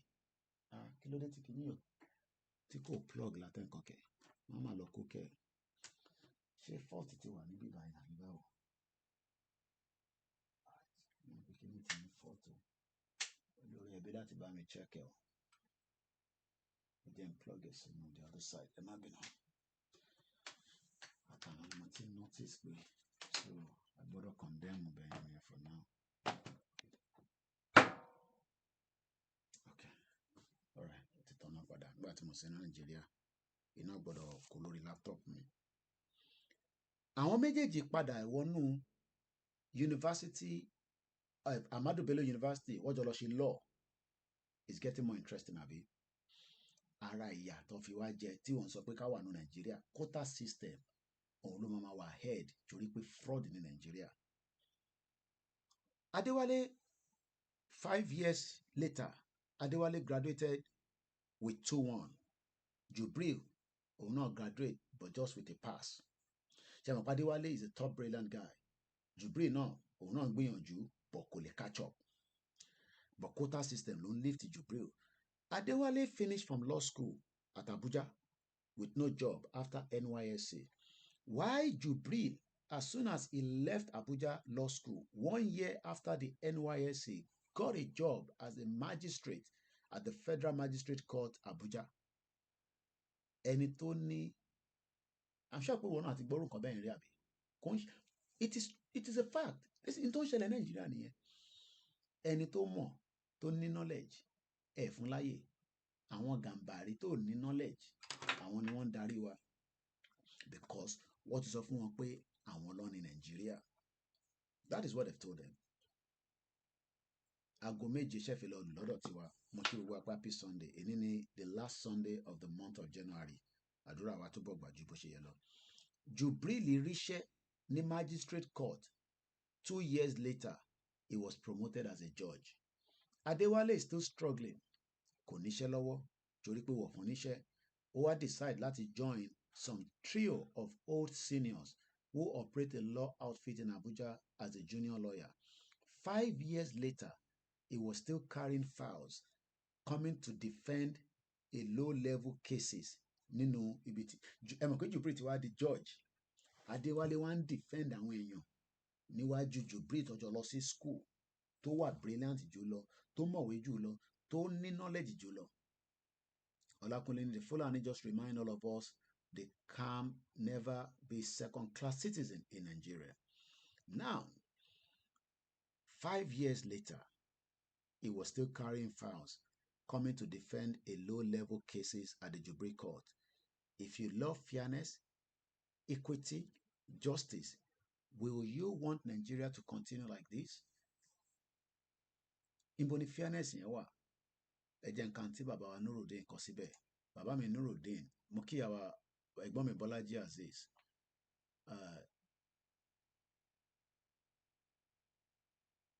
Ìyẹn kan ní Yorùbá ti sun àsunpara tipẹ́tipẹ́, but a ti ń jíra wa báyìí díẹ̀díẹ̀. Bàbá wa Nurudeen ní, oh, Mr. Koiki, ẹ kú ètò, God bless you and your family, you are great. That is what I'm always telling my wife about quota system. Àti fàyà gba àwọn olórí burúkú Haúsá yẹn. Màá wá ṣẹ̀wá kàkíní without any interruption. Ẹ mọ̀ kí mo kọ̀ ṣe analysis lé lórí ni. If you love fairness and equity and justice, will you want Nigeria to continue like this? That is the problem with Nigeria as it is. It is strongly skewed to the advantage of a particular Fulani ethnic and Hausa group, because àwọn méjèèjì lọ́jọ́ ń ṣe fàájì yẹn. Fulani yàtọ̀ sí Hausa, but these two ethnic groups are very powerful today. Tí ọmọ Yorùbá bá fẹ́ gbádùn ayé, ẹ gbádùn ẹ̀ nínú ìjọba Tinubu nísìn, ẹ tẹ̀ sí wọn lójú padà. But ọdún mẹ́rin lẹ́ni. Kódà ẹ paint gbogbo Abuja red. Ẹ make sure pé ẹ wọ aṣọ Hausa, ẹ máa jẹ́ kọ́ mọ̀ pọ̀ ọmọ Yorùbá nìyí. After 4 years, bí a Tinubu á rí ìgà rẹ̀ wọlé, after 8 years, wàá lé gbogbo yín kúrò nínú Abuja. Wàá fojú yín wọn ìmọ̀. Ẹ jẹ́ kí Northerner kó gbàjọba padà. Ká má ti kúrò nínú Nàìjíríà in 8 years. Ẹ mọ ohun tó máa ṣe fún gbogbo wa. Torí pé wọ́n dọ́kúmẹ́ǹtì gbogbo ohun tó ń lọ lọ́wọ́lọ́wọ́ tí Tinubu ń ṣe, especially pẹ̀lú àwọn ìgbésẹ̀ tó ń gbé tí kò tẹ́ wọn lọ́rùn. Gbogbo wa náà láti gbọ́ CBN, FAN. Kódà àníyàn tí wọ́n ní pé kó pa Tinubu. Tó tó bá pa Tinubu, Shettima lè débẹ̀, á lè control the Islamization yẹn. Jack, mo kí ẹ lẹ́ǹkan sí, mo kí Jack Olúṣọlá náà ẹ̀gbọ́n mi, mo kí ẹ̀gbọ́n mi Kúnlé Bakers, mo kí bàbá Kúnlé Shita. Must we allow this to continue? Adéwálé wá wò pé pẹ̀lú gbogbo wàhálà tí mo ṣe, ó yá sáwá sí UK. He immediately trills. Then with his brilliancy, in less than 8 years, Tadekunle wọ UK, he becomes a full professor. Recognition. He could achieve his dreams. Baby náà ṣe achieve dreams mi nílùú òyìnbó. Wọ́n bí mi síbí, but mò ń gbádùn ju ẹni tí wọ́n bí síbí báyìí gan lọ. Torí pé àjọ wà lórí ọwọ́ wa ni, tí ìbá ti kọjá yàrá mi, tí mo ò dẹ̀ lọ tọwọ́ bọ ṣọ̀bọ̀lọ̀. And I have not done that in 25 years. Ṣé léèní ni ṣe máa wá sọ pé mo tẹ̀ tí wá di more public figure, màá wá lọ tọwọ́ bọ ṣọ̀bọ̀lọ̀. 25 years tí yàn kankan mọ̀ mí, mo ò tọwọ́ bọ ṣọ̀bọ̀lọ̀ nílùú yìí. Kò sẹ́ni tó lè sọ pé bọ̀bọ̀ tó ń lọ yẹn, bó ṣe jẹ́ nìyẹn. Torí pé wọ́n níbi tí wọ́n bá fìyàn sí, ibẹ̀ ló máa rọra dúró sí. Dẹ̀dúpẹ́ lọ́wọ́ family tí mo ti jáde. Mo kí gbogbo ẹ̀yin grandma tẹ̀ ń wò wá nínú ilé, ẹ̀tọ́ yín granddad. Kọ́lọ́n bá Elédùmarè kó bá àforíjì àwọn tó kú ní Bodija. Topic tèmi, bomb blast ní Ìbàdàn, ní Ọ̀yọ́ State. Don't let anybody fool you. Adéwálé become a professor. He could achieve his dreams. I have a dream. Martin Luther King. Dream wo ni wọ́n fẹ́? Do you want the same dream in Nigeria? Koiki, but in ten sọ yìí, ọjọ́ ló máa bọ́ sí. Well, if táwọn kan bá ṣe sọ pé àwọn fẹ́ dream tá a sọ, kí lẹ fẹ́ ká ṣe sí? We told you it is not going to work. Ẹ náà máa work. Ẹni Tinubu máa débẹ̀, ó máa jẹ́ kó ṣiṣẹ́. We are all waiting. he could achieve his dreams anywhere in the world where hard work and brilliancy is rewarded, except in his native country. Mo sọ lẹ́ǹkan pé gbogbo ohun tí mò ń ṣàǹfààní tí mò ń jẹ nílùú yìí tó bá wà ní Ìjẹ̀bú Òde, màá ra tíkẹ́ẹ̀tì. Kódà tí n bá lówó tíkẹ́ẹ̀tì, màá lọ yá. Màá mọ̀ pé tí bá délé, màá padà sínú oko àgbẹ̀. Màá lọ máa tajà. Màá rí owó. Màá dáwọ́ ẹni tí mo yáwó tíkẹ́ẹ̀tì padà. Màá dẹ̀ máa wá wo àwọn ọmọ mi. Tó bá di holiday time, àwọn ọmọ mi náà wá wò mí. Màá lọ máa gbé ní Ìjẹ̀bú Òde ní Fìdípọ̀tẹ̀ níbi tí bàbá mi kọ́lé sí. Bomb bastard. Come back to Nigeria. Àwọn èèyàn fẹ́ sá kúrò ní Nigeria, oníkèmí come back to Nigeria. Come back, let's do it together. Olòṣì wèrè. Nígbà tá a wà ní Nigeria tájọ tí mo wá sílé, mélòó ni ìwọ wá bá wa ṣe níbẹ̀? You can't stay in UK and be telling us, come back home. Mo ń bọ̀. Màá fi ibi tí mo ti ní opportunity, màá fi yẹn sílẹ̀. Nígbà tí ìwọ gan fẹ́ jápa, Tinubu ló lọ sùn sí France nísìn. Kí ló ń ṣe ní France fọ́sẹ̀ méjì? Ó ní private visit. Kò ṣe lọ sí private visit ní Ọ̀ṣun state kọ́ sì kí gbogbo bẹ̀ kó máa sùn kó máa jí. Ó lọ gba medical treatment ni, kò fi kú. Ó gbọ́dọ̀ lọ pump ẹ̀, ó gbọ́dọ̀ lọ sinmi kó ní more energy. Ikú kan ọ̀dẹ̀ nípa. Bẹ́ẹ̀ ni, a lè máa agree pẹ̀lú ẹ̀. Ikú kan nípa. Mo mọ̀ pé àwọn ọmọ Ìgbò yẹn ètè bí ìgbẹ́, but ikú kan nípa Tinubu. Torí tó bá kú pẹ́rẹ́, Ṣètìmá gbàjọba nìyẹn. Bomb bastard. Ó sá kúrò ní Nàìjíríà, ó lọ jókòó sí France. Kí ló ń ṣe ní France? Ṣé France jẹ́ gẹ́gẹ́ bí ilé bàbá ẹ̀? Nígbà tí president gan tó park ó mọ̀ pé presidential jet wọ́n gbọ́dọ̀ move ẹ̀ kúrò ní France. Ó máa wà park everyday là ń sanwó everyday. But Buhari ṣe jù bẹ́ẹ̀ lọ, lò ṣe Buhari. Mo kí ìyá wa Ìfàgbémilékè. Bẹ́ẹ̀ bá ń rokú pa Tinubu, ikú kan nípa. Bẹ́ẹ̀ ni mo sọ. Kò ní kú kankan tó máa pa torí pé iṣẹ́ tó gbé dání lọ́dọ̀ tiẹ̀, ó máa parí ẹ̀. Ojú gbogbo wa wá là. Àtàwa tá à ń sọ fún yín pé ẹ jẹ́ àtẹ̀tán délẹ̀. Àtẹ̀yìn tẹ̀ ń sọ pé ẹ má ẹ̀ka tẹ̀tán délẹ̀. Ẹ jẹ́ àwọn tí Jagaba máa ṣe. Gbogbo wa náà lájọ máa rí. Ọ̀nà àfún gbogbo alẹ́ mi gbogbo. Ikú kan dẹ̀ nípa anybody nínú wa. But ìyà jẹ́ pòròrò sẹ́yìn tẹ̀wá ní rárá. Torí economy Nigeria ó ti ń lọ bí gallop. Fídíò yẹn mo mọ ibi tó wà ní, mo ń bọ̀. Galloping economy ní ti Nigeria. Ó máa tán pè ní galloping. Fẹ́ wò bí a máa lọ rí nínú archive níbí báyìí. Tó bá ń gbọ́ galloping economy, òun ní Nigeria. To link sọ pé most Nigerians are good in winding down one's effort. Báwọn tó bá lè wine effort tàwa. Bẹ́ẹ̀ bá rò kó máa sú mi, ìgbà ilé mi máa egungun mi máa le bí kobíkobí. Pé fix in Nigeria. Daddy ẹ̀ ti fix in Nigeria. Mo ń bọ̀ mo fẹ́ lọ bí a máa rí fídíò bàbá wa yẹn. Mo dẹ̀ fẹ́ lọ nọ̀sẹ̀ lókè díẹ̀ kí n tó padà wá. Bọ̀ mo fẹ́ ìbọn ní fídíò yẹn wá. Òun lè lè ó yá. Pastor Emmanuel.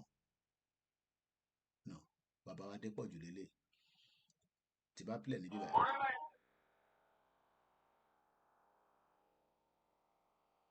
Bọ̀, agbọ́ ilé mú bọ̀.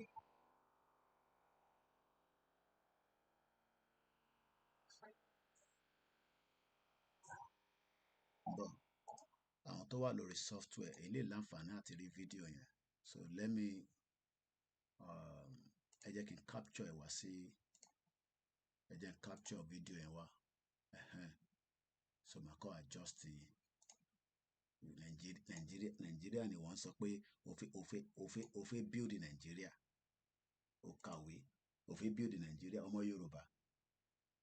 Àwọn wálé Ẹdùn Kàdóso wọ́n mọ̀wé lóòótọ́. Tó bá ṣe gbogbo wàhálà tó fix Nigeria, olórí burúkú náà dáná máa dé àwọn Fúlàní wèrè á da gbogbo ẹ̀rú mọ́ wọn lọ́wọ́. Àwọ̀ dispute pé Kàdóso mọ̀wé. A dispute pé gbogbo àwọn tí Tinubu lò, a lè dispute yẹn gbogbo tá ló mọ̀ pé ọmọ Yorùbá ń kàwé tẹ́lẹ̀. Ìwé là ń kà. We are well read. But tó bá ṣe gbogbo wàhálà tó ṣe tán, wá lọ gbé lórí burúkú kan dé àti wá di Central Bank Governor. Wá máa kówó fún Dangote àti BUA àti gbogbo àwọn northerners wọn. Nísìnyí náà kó fún ọmọ Yorùbá kọ́ invest sílẹ̀ Yorùbá. Ẹ pump owó síta. Ṣèbí mi fi lè kówó fún Dangote. Àwọn kan ra dọ́là Boni dollar mi wà, máa ń like practical tí tá bá ń sọ̀rọ̀, bolówó mi wà níbí báyìí. Òun ni.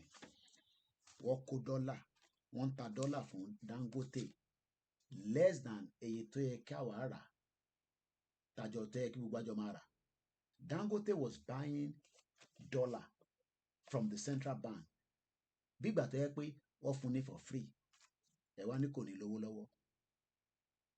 So màá yọ mic mi, so èyí tẹ́ wà lórí kíní, hopefully tí bá dì mọ̀ nígbàgbé. So ẹ lè gbọ́ látòrí software. Fídíò yẹn èyí tó kù náà ẹ máa gbọ́. It's about just under láti sọ̀kalẹ̀ kó tó tán. Ẹ jẹ́ ká jọ gbọ́ lẹ́ẹ̀kan sí.